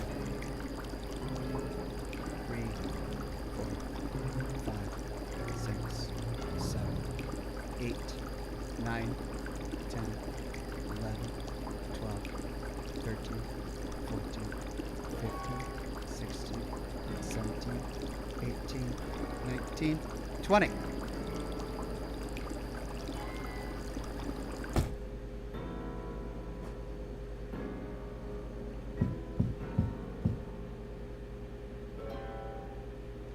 No I.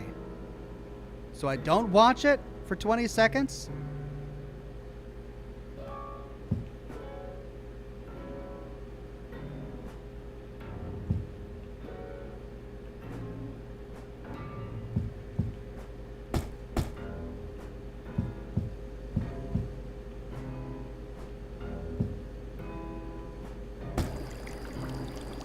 One, 2, 3, 4, 5, 6, 7, 8, 9, 10, 11, 12, 13, 14, 15, 16, 17, 18, 19, 20.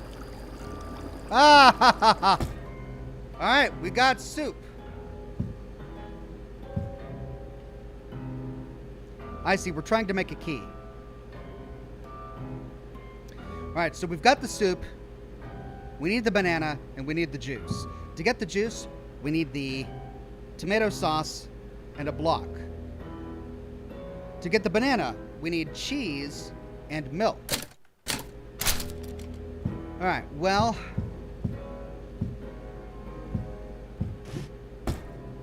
we'll put that there for now.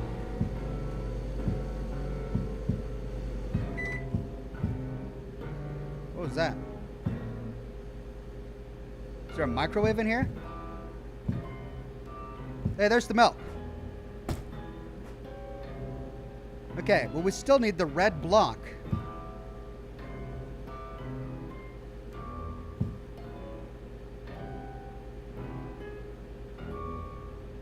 What's the red block? Is that a microwave? Oh.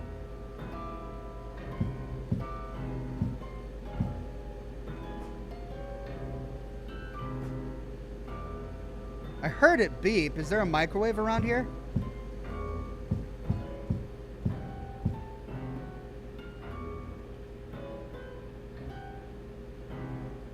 You put the soup in the microwave. Oh, that's the microwave? Oh, I ruined the soup. Oh my gosh. I thought it was a box.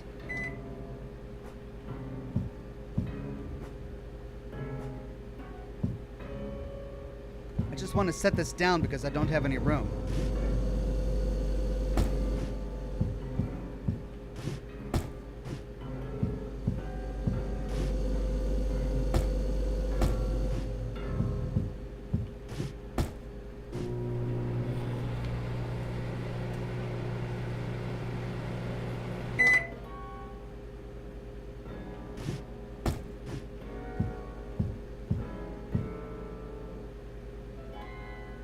Cheese plus knife equals banana, because of course it does.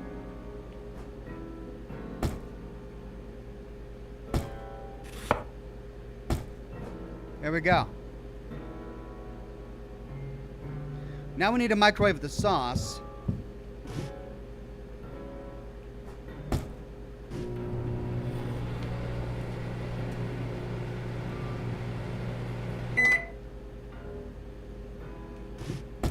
Here we go.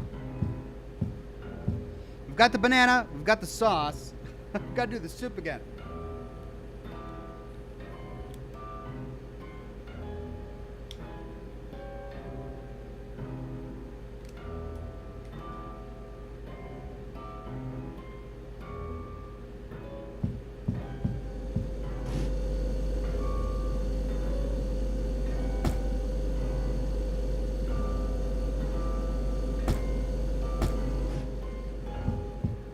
But I'm out of canned soup.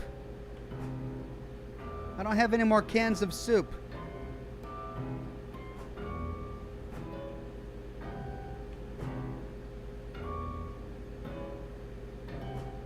I ruined the soup by nuking it. I wonder what that's gonna do. All right. 1, 2, 3, 4. Okay. I got the key anyway. It worked. Even though I nuked the soup, it worked. Okay, we got a key. Well, there were a couple of chests that we needed to open. Let's go try them out.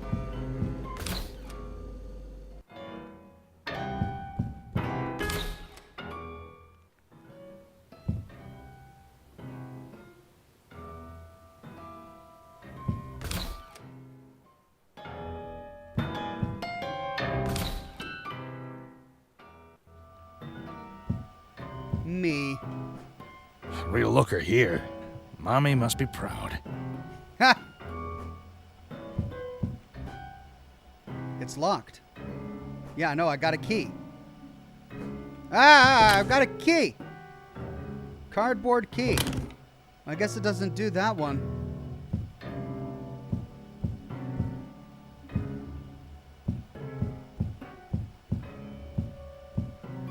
Well, there was the other chest.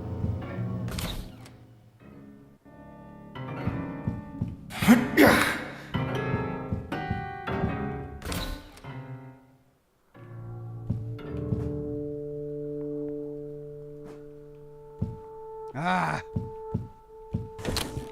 Okay, let's store some stuff. I got a soda. When did I pick up a soda? I don't remember picking up a soda. All right, well, we don't need this. Let's stash it. We got a lot of tape now.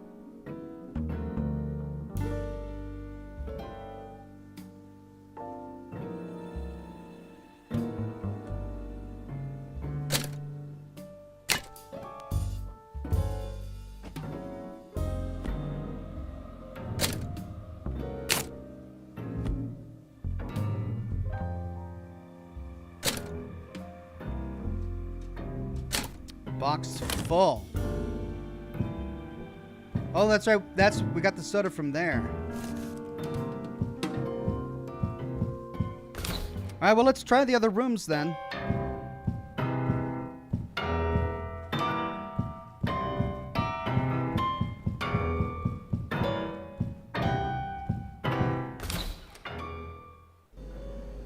Oh, this is the kitchen. Okay.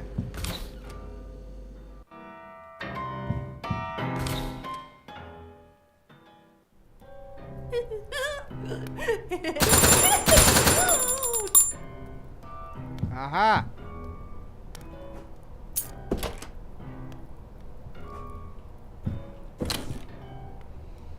Well, now we've got a real key. And now it's too dark.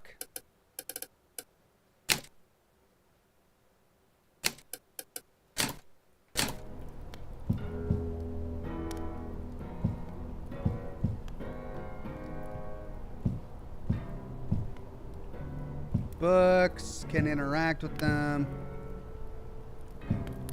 Fireplace, very nice. Stag on the wall. My Art by Arnold. 1, 2, 3, 4, 5. Okay, do we need to somehow arrange these in order? 1, 2, 3, 4, 5.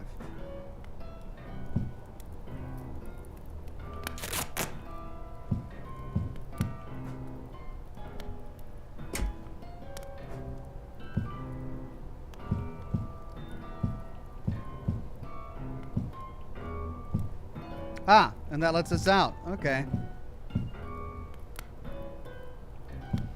Alright, so we had to swap for a different key, I guess.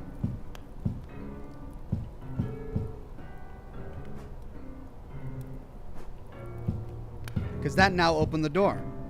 Alright, let's see here. 1, 2, 3, 4, 5.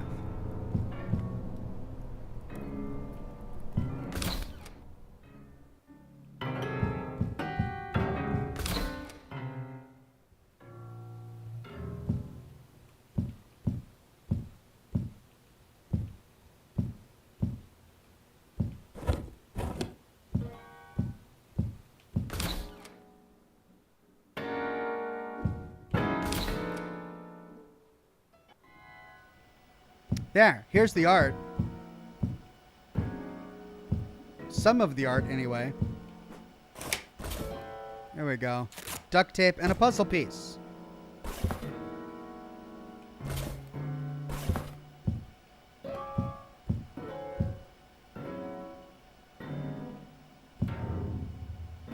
Well, we've only got some of the art pieces here.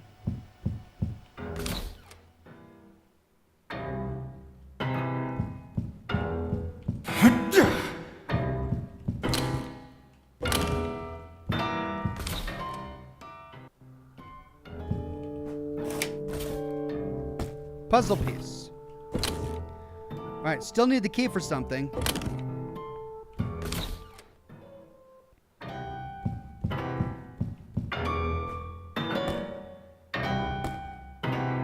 All right, missing 2 puzzle pieces.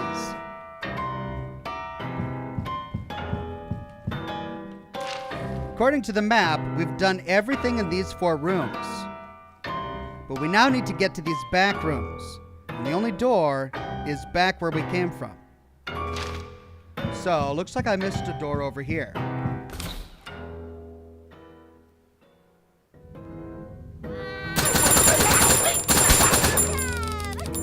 Welcome. We can.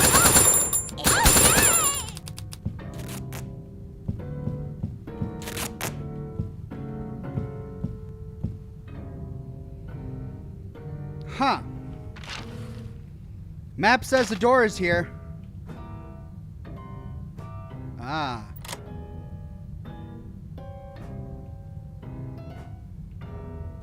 Oh, we need the other. There we go.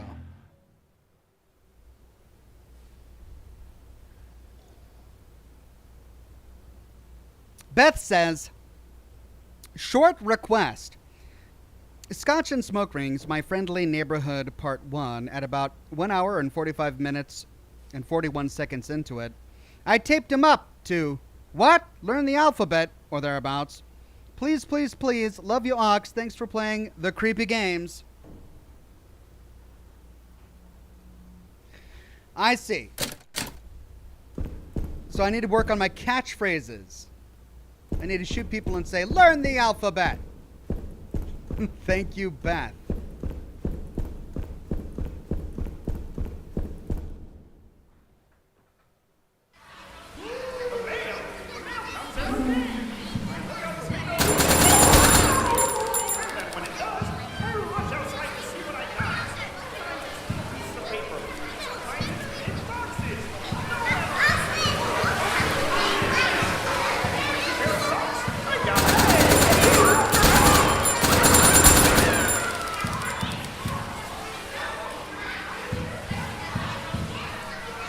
This gun is so OP.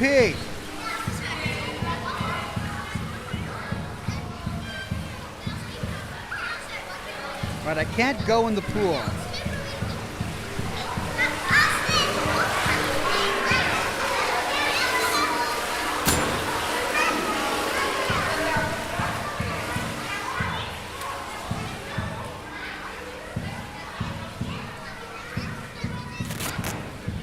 Oh, doggone it, I used up my other tape. I've got one more tape, I don't want to use it here. I doubt I'm going to be passing through here again. Yeah, map says this is clear.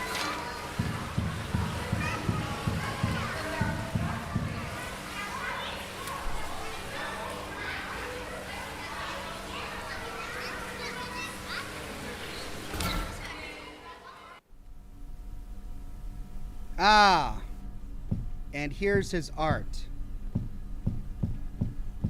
Okay,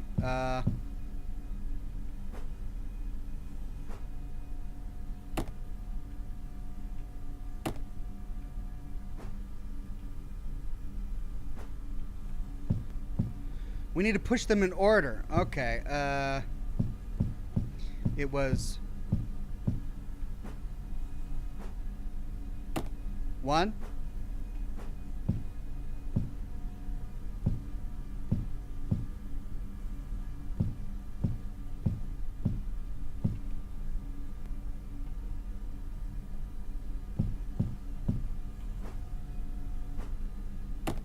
2,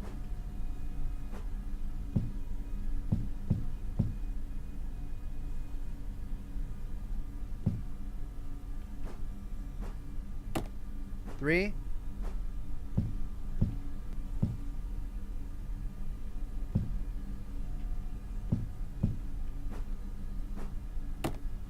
4,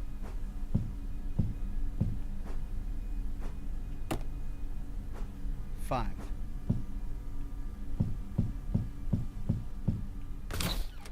Okay, that was wrong. Here's the patio. He already searched for the cat out here. Box office report, the City Tribune, Saturday, January 1st, 1983.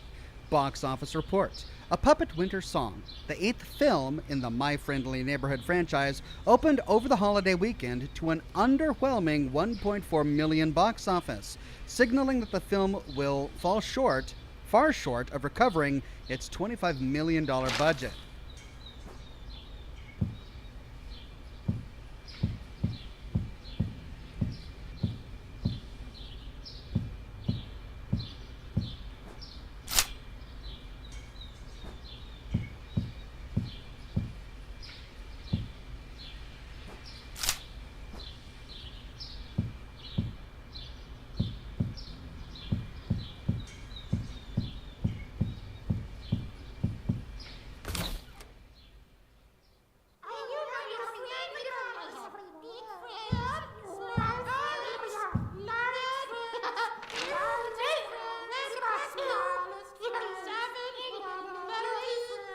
This leads back to the save room.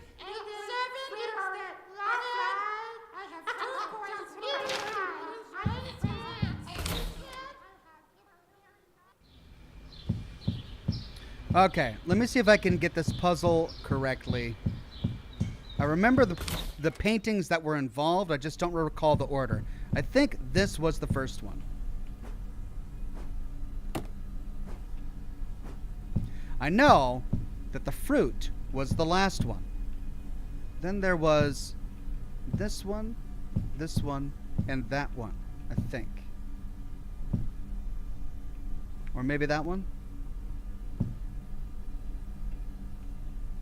2.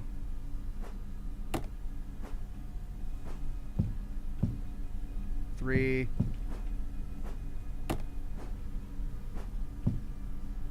4. 5. All right. I'm just gonna have to go back and look at it again so I can remember it.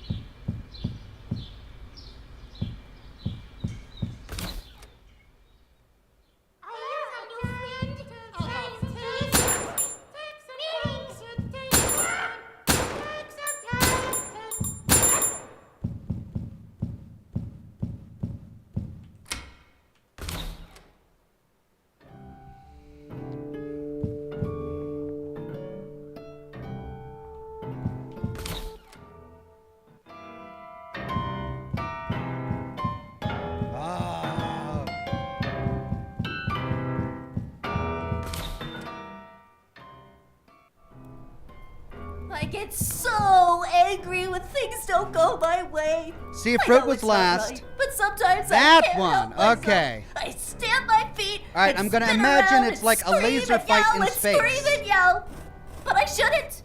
Getting mad is I got it bad. wrong. First In fact, one it's is so shapes. bad that I Second start one is barfing animal. all over the Third floor. one is That's right. blocks. If you take the last cereal Fourth box one in is front of laser me, cut fight. me off in traffic, Fifth one or is tell me fruit. that my soup isn't Shut up! any good, Shut I'm gonna up! barf on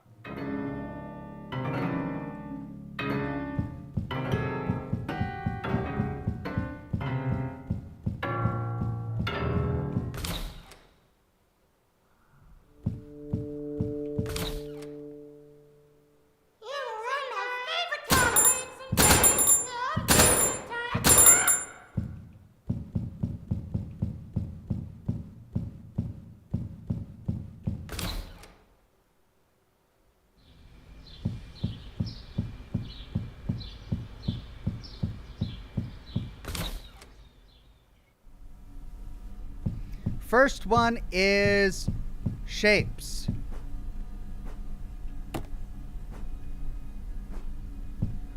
Next one is animal. Third one is blocks. Fourth one is laser fight.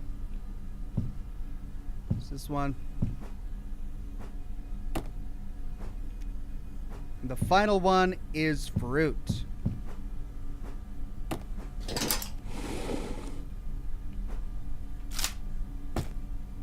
Okay. That clears it. So the next puzzle piece must be here or here.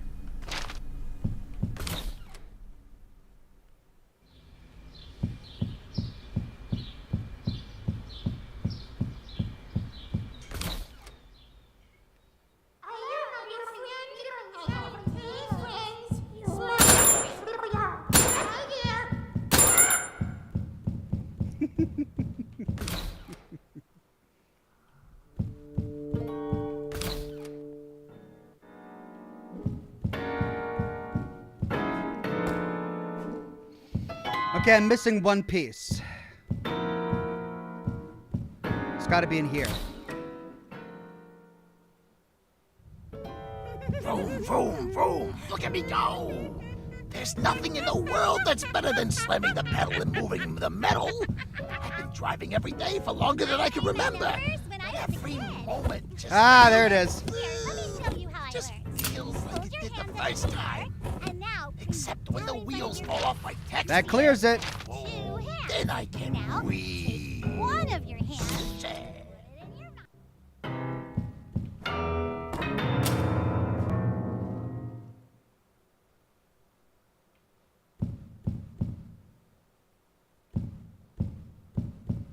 If you didn't start banging on the piano like that, my ears were gonna start bleeding. Play duet. No. Play duet. I can't read music. Get off me, you... Oh, jeez. Okay. Play duet. All right. Chopstick?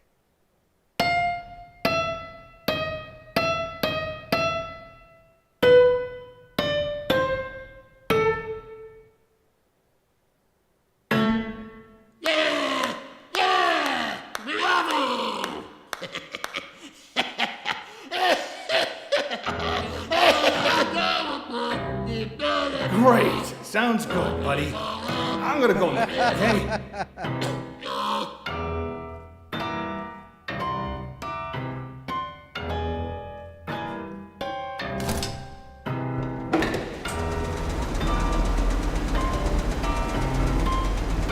Lovely.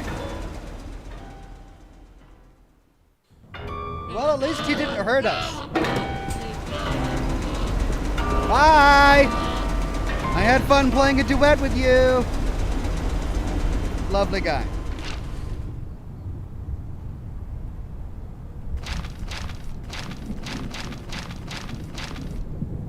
Okay, and that clears that entire drawn map. Alt Grendel says, Ox, there's an aiming reticle setting that you can turn on. Oh, you're kidding. Game. Language display.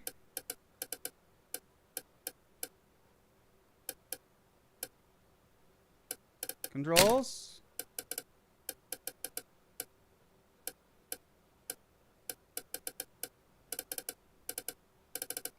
Display.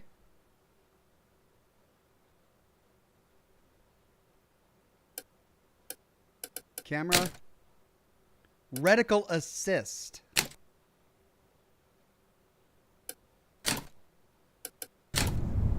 Wow. They had that turned off. Reticle is like basic though. Don't you just need it? Okay. We can go left. We can go right. Locked with an electric latch. Oh, that's going to send me back to the sewers, won't it? Roof access, yes. But what's this? Cancellation notice. July 15th, 1983. Mr. Gerswald, we are writing to inform you that effective immediately, the show My Friendly Neighborhood has been canceled and the production company MFN Studios has been dissolved. Who does that? The vice president of the programming, City Network Broadcasting Group, can dissolve an entire company? Well, I mean, he's dissolving a studio. Maybe the broadcasting group owned the studio. All assets and equipment, including puppets, performers, and studio lot, remain the property of the City Network Broadcasting Group. All employees have until close of business on Friday, July 22nd, to vacate the premises. Respectfully, Lawrence Black Soul, play on words there, Vice President of Programming, City Network Broadcasting Group.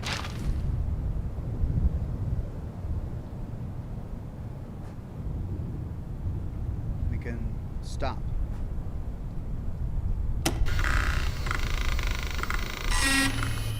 Internal Fine. error. I guess I'll go out and do it myself. Could not terminate broadcast.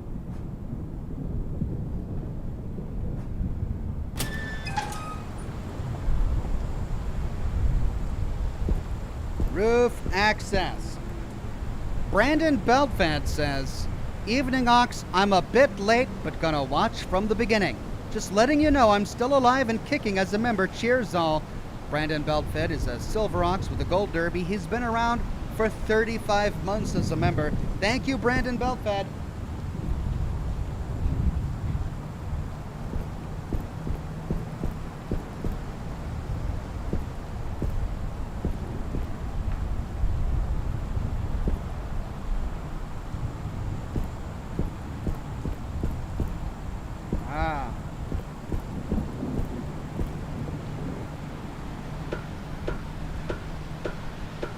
What an interesting concept for a game. The unique story. You gotta turn off a television broadcast for a failed TV network. It's just unique. I love it. Can I fall off? I probably don't want to try. No, I can't fall off. Oh, and it's raining. How poetic. I'm turning off the My Friendly Neighborhood broadcast and it's raining.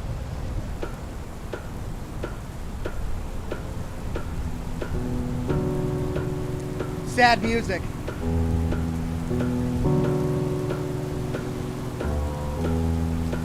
Just layer the poetry, guys.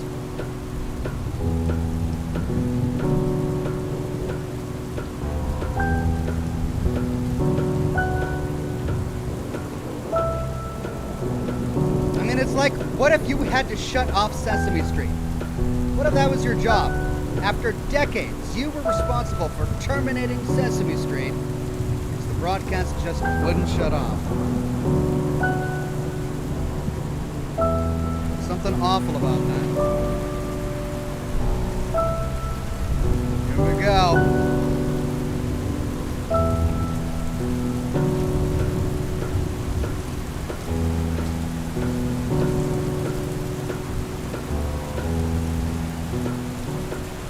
MFN Studios. Do I have a screwdriver? He looks up at the rain. Let's do this.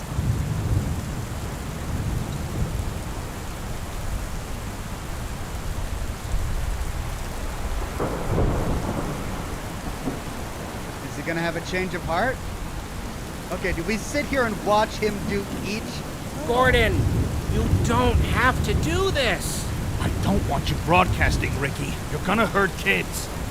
Hurt them? Gordon, we want to help them. They need us. You need us. For what? For what? Gordon, look at this city. The buildings are dark and the streets are empty. No one knows how to be a friendly neighbor. It's a city of shuttered up hearts, and they need someone to let in the light. I don't think that's you, Ricky. You know why I think we got canceled? Why? Because people like darkness more than light. Why would they do that? Maybe it makes them uncomfy because it shows how messed up they are. What are you talking about, Ricky? I'm talking about our show, Gordon. We show them how to be friendly, and they hate that because they're not friendly. I don't think that's the problem. Really? Are you sure about that, Gordon? Do you really think the city network suits care about anything except their bank account? Do you really think people won't take any excuse to ignore their own issues? Come on, Gordon. We both know, deep down, you want to be friendly. You're violent! You're Sorry, violent Ricky. puppets! Gordon? Oh! Did I get hit by lightning?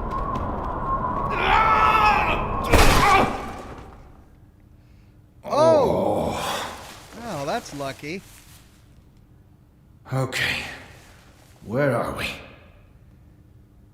Okay, maybe he didn't get hit by lightning. Maybe the lightning just startled him and he lost his balance and fell into the sewer and onto a pile of garbage that buffered his fall. Stage 6. Oh.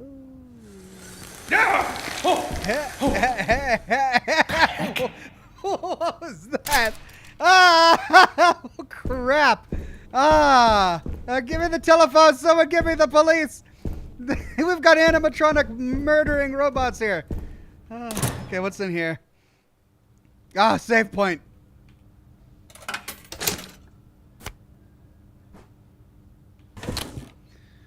Whoop. Hey.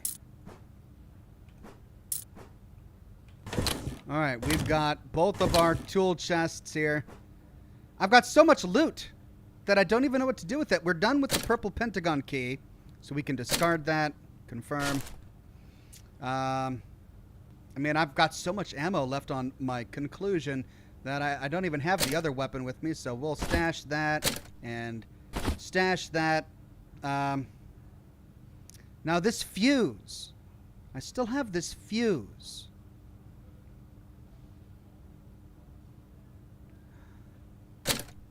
Oh. Is this for the electric door in the sewer that we couldn't... It's got a clover on it. Oh. Well, it's too late now. Stash that.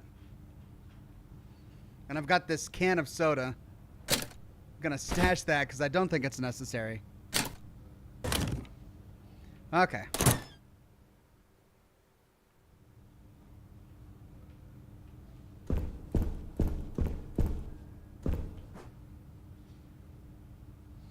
Reflection Part 2. Driven by a restless spirit, I go up on the roof, and there above the wreckage of the city, I see the stars, pure and beautiful and very close. Something about them stirs a vague memory in me, like I'm looking into a wondrous other world I've forgotten. And as I stare, I suddenly hear something speak to me, something that says, I am with you. Someone who can reach down, pull me out of the pit, and bring me home. This guy found religion. Unless we're with him. Maybe it's us. All right, that leads to stage 6. That's an elevator. Let's go to stage 6. Can't go in there. It's so dark I'll probably trip over a stage light. Oh, all right. Well, let's go to the elevator.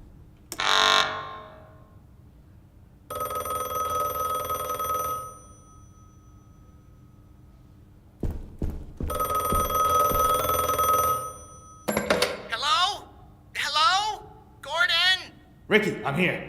Oh, Gordon, thank goodness. So, what are they? Bad puppets? Oh, Gordon, I really hoped you wouldn't find out. It's so embarrassing.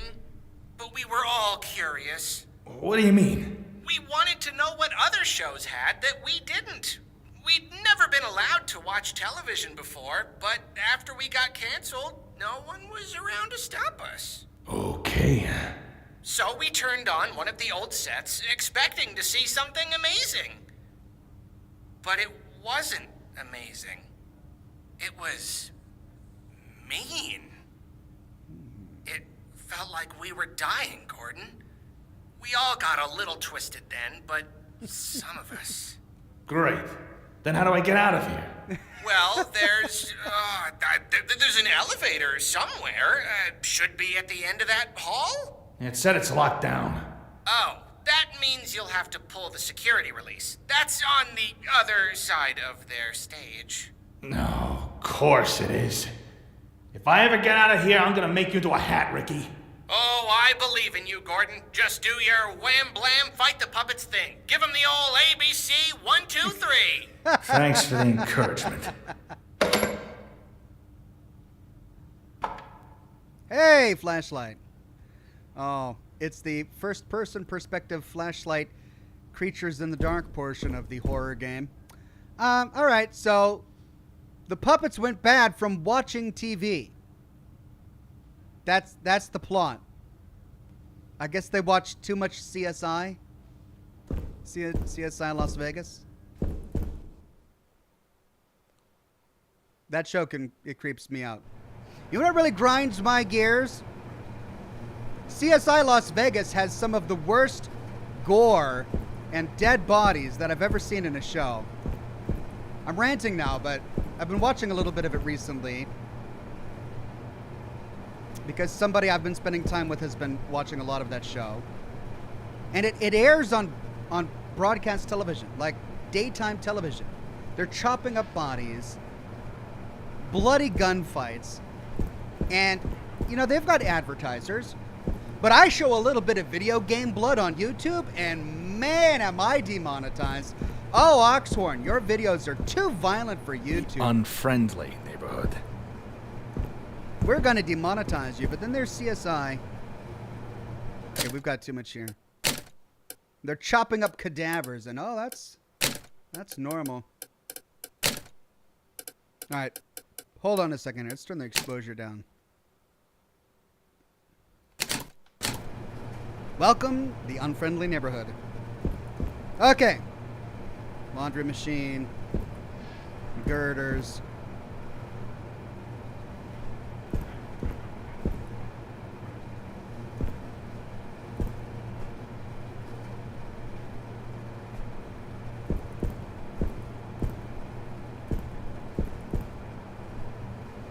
Marine 98 says, this is the 80s, Ox, Miami Vice, 18, and Knight Rider. Oh yeah, good point. This is set in the 80s. There's nothing wrong with Knight Rider. Knight Rider was great. Miami Vice, A-Team. How are those shows twisting these puppets? The true awful violent shows didn't show up until the 90s and early thousands. Oh, you peeking at me, puppet guy? Yeah.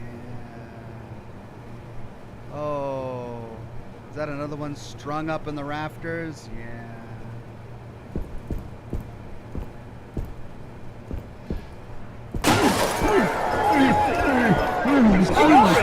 Ah!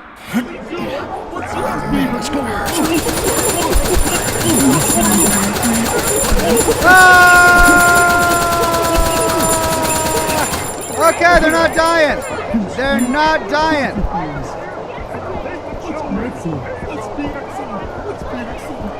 Let's be excellent. What are you supposed to be?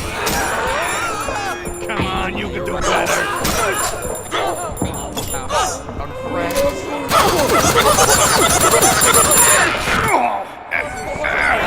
Tired of this crap.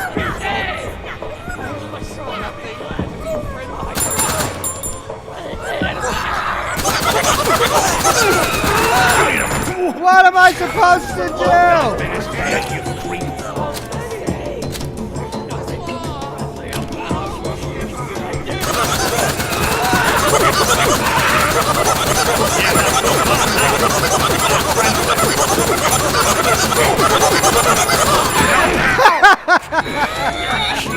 Together, O'Brien.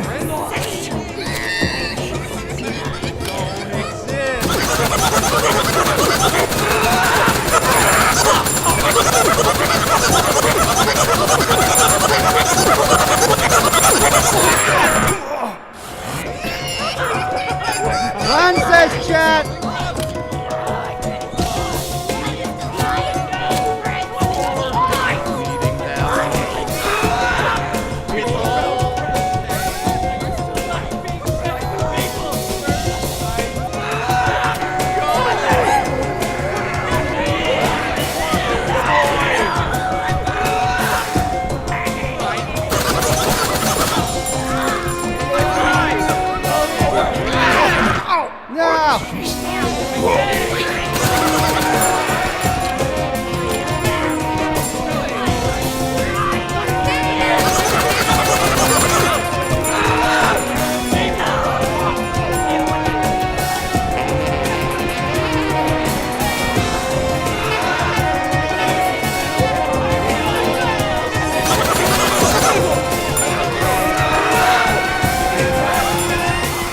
Okay, where am I supposed to go?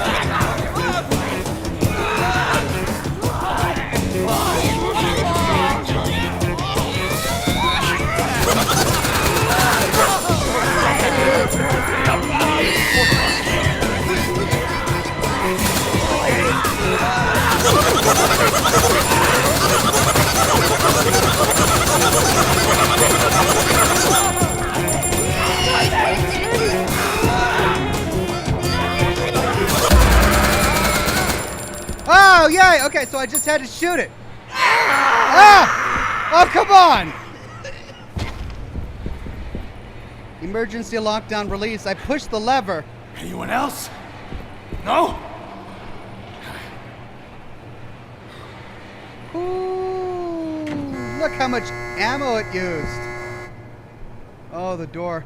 Okay, so it was taking so long to kill this guy that for a minute there I thought that it was invincible and I just had to run around and find some other way out of here. But no. I had to kill it. Holy cow.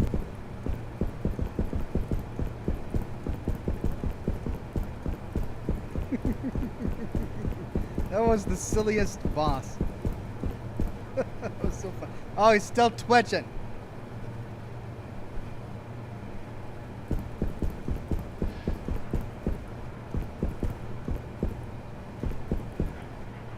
We're back. Got over. Oh, that's right. All we had to do was click the button for the elevator. Okay, lockdown lifted.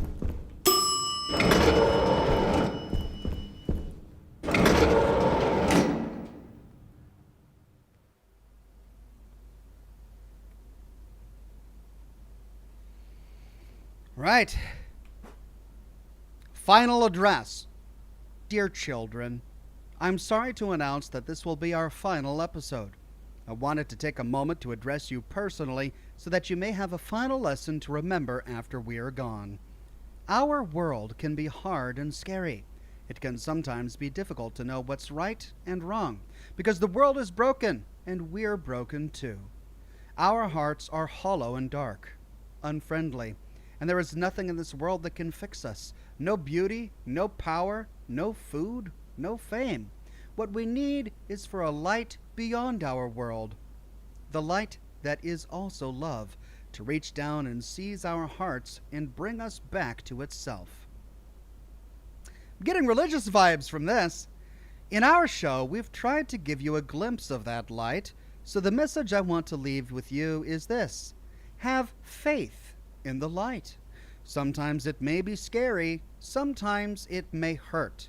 Sometimes it's hard to know what's right and wrong because good and bad are all jumbled up and confusing.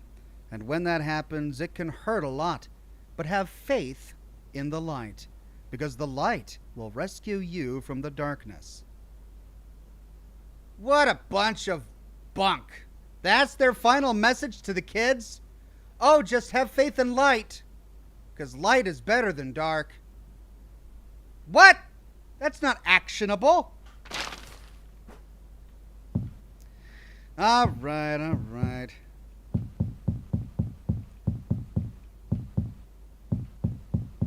Show me some light.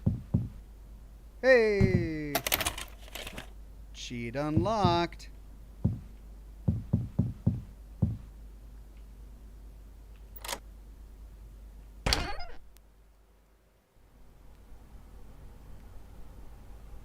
Cigar number 2 is extinguished.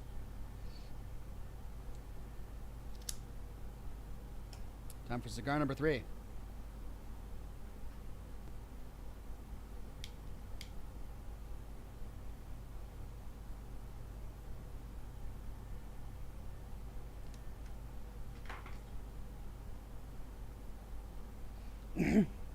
The moral of the story is light.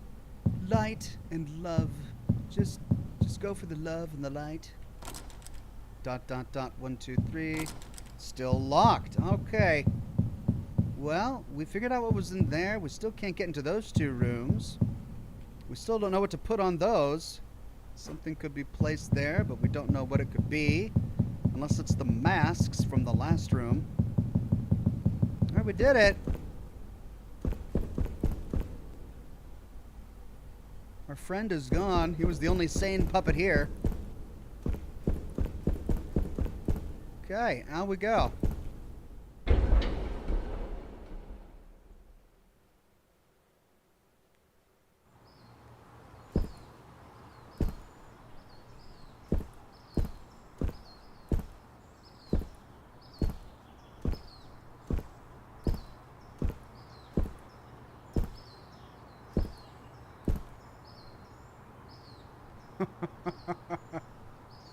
Oh, what a day. Whew. Now all I want to do is stay in this place, sit down, and kick my feet back. You're alive! I'm so proud! Good. I'm leaving. Yes, you should! Job well done, Gordon. Turned off our antenna and survived the unfriendly neighborhood. You're a handy man extraordinaire! Don't mock me, Ricky. Mock you? I would never. Oh, before you go, I was wondering if you'd do us a favor? Oh? You've been hanging around the studio. You know a little bit about our show. Spit it out, Ricky. I was wondering if you'd help run our studio. What? See, everything's really old and falling apart. Really beyond our ability to care for. And on the personal side, I think it's obvious that we need a bit of a guiding hand. Are you kidding? Gordon, do I look like a sock that would kid? Ricky, I'm just a maintenance man. I don't know how to run a studio. Oh, I think you can handle it. It can't be that hard. Besides, look at how much you've helped us just since you got here. I talked to the other puppets. Reviews are dazzling. What if you end up like them? I don't think we're the ones you should be worried about, Gordon. Come on. Won't you be our neighbor? Won't you be our neighbor?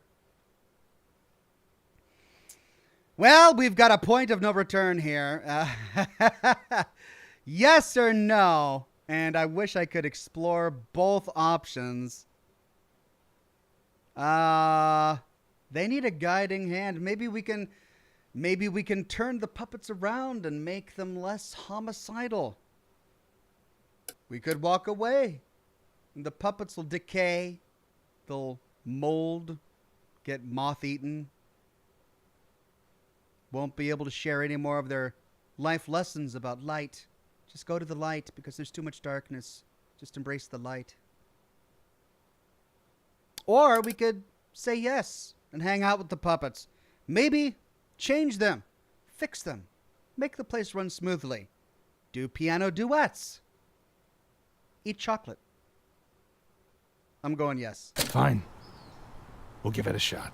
Oh, Gordon, I'm so glad. We will have such fun. I'm not living here, though. Well, we'll talk about that. Oh, Gordon, thank you. Thank you for being our friend. I am bursting at the seams. I must go tell the others at once. Tomorrow night, then? No. It's decided. Tomorrow night. See you later, Gordon. Arrivederci. Toodaloo. 23 skidoo. Ciao. O'Brien, what have you done this time? 23 I helped the neighbors get a slot on public access TV. It was late night on weekdays. I don't think anyone watched it. Within a couple of weeks, though, word was starting to get out. Some people loved the show, some people hated it. That caught the network's attention. And by the end of the year, we had 3 channels wanting to sign for a whole season. Of course, after my boss found out I was involved, I got fired. But somehow, I feel a little hopeful about it. It's hard to describe. It's like you've been lost in a tunnel until suddenly a voice calls your name. And you turn around and you see the rising sun. The light. And it's so bright, maybe it hurts It's a a bright little light. to look at. But you don't care. Because it's leading you home. Aw, good ending. We saved the puppets, we saved the show, and Gordon found a new home. That's sweet. I wonder what happens if we choose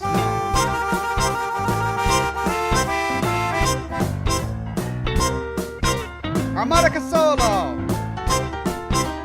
5, 7, 8. Take some time, now you should see what's happening in the neighborhood. All your friends are here to learn and play. So come on down, you know the way. Come and learn with us today. It's always so funny about that neighborhood. It's always so fun. Doesn't matter what happened yesterday. All of those worries and throw them away. Gonna have a good time, gonna have a blast. Let's get out and make this day. So drop on by and don't be shy. Come on, we all are waiting for you. So come to have your family for you and me, the friendly neighborhood. Yeah! Yeah! Oh, I think I ended early. Can we go back to the beginning? Okay, Kermit. That's my jam. Deaths 4, saves 20. B? They gave me a B? I only died 4 times. Nearly 7 hours of gameplay, only 4 deaths. Oh wow, now's the time that my internet connection decides to crap out on me. Wow. I'm getting red lag here.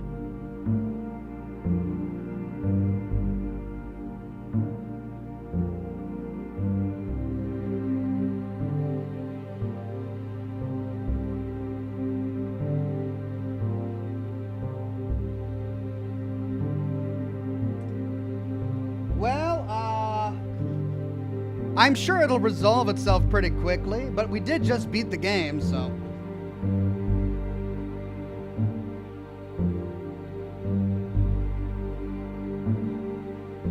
And I don't know where it is. Okay, well, we gotta be here. New menu, cheats. New menu, modes. New menu, speedrun mode. Free cam mode. New difficulty veteran. New cheat long arms. Triple enemies. Speedy enemies. Jointless ragdolls. Chipmunk voices. Different bullets. Slow-mo. Mega wrench. Okay. I wonder if I can, let's see, unlocks. Cheats. Fast weapons, long arms, jointless ragdoll, speedy enemies, chipmunk voices. Oh yeah, bullet change mode, slow-mo. What's slow-mo? Mega wrench, and do I want triple enemies? Yeah, sure, why not? Modes, speedrun mode, free cam mode. I don't know what that does. Looks like I missed a few. I missed 2 modes. 1, 2, 3, 4, 5, 6, and I missed 6 cheats. Can I load my last save?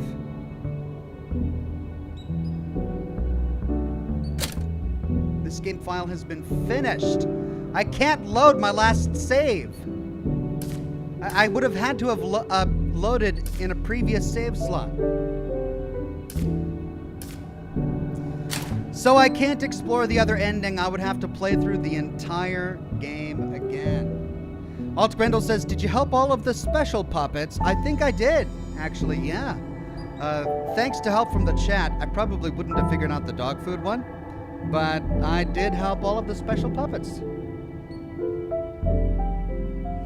Well, this is a good time to end. Looks like I'm having internet connectivity problems, and I don't see my USB cord, so I can't hook up my Bluetooth through the computer. So sadly, that's going to be it for now. Since we beat the game, though, I mean, this is where I'm going to end the broadcast. Thank you all for joining me for the final part of My Friendly Neighborhood. A really fun game, extremely creative. Loved the voice acting, the music, the entire theme of the game is excellent and spot on. Even if the overall moral was a bit too just fluffy for me, it was still a whole lot of fun. And I'm glad you were all here to join me for the final broadcast. I'm going to, I guess, call Comcast, try and figure out what's going on, but I'll leave you guys to the rest of your evening. Thank you for joining. Get some sleep. I know I'm going to. I've got a lore video to finish tomorrow. Thanks again for coming. Have a wonderful rest of your Thursday night, and I'll see you all again very soon with more lore videos and more live streams. Bye-bye now.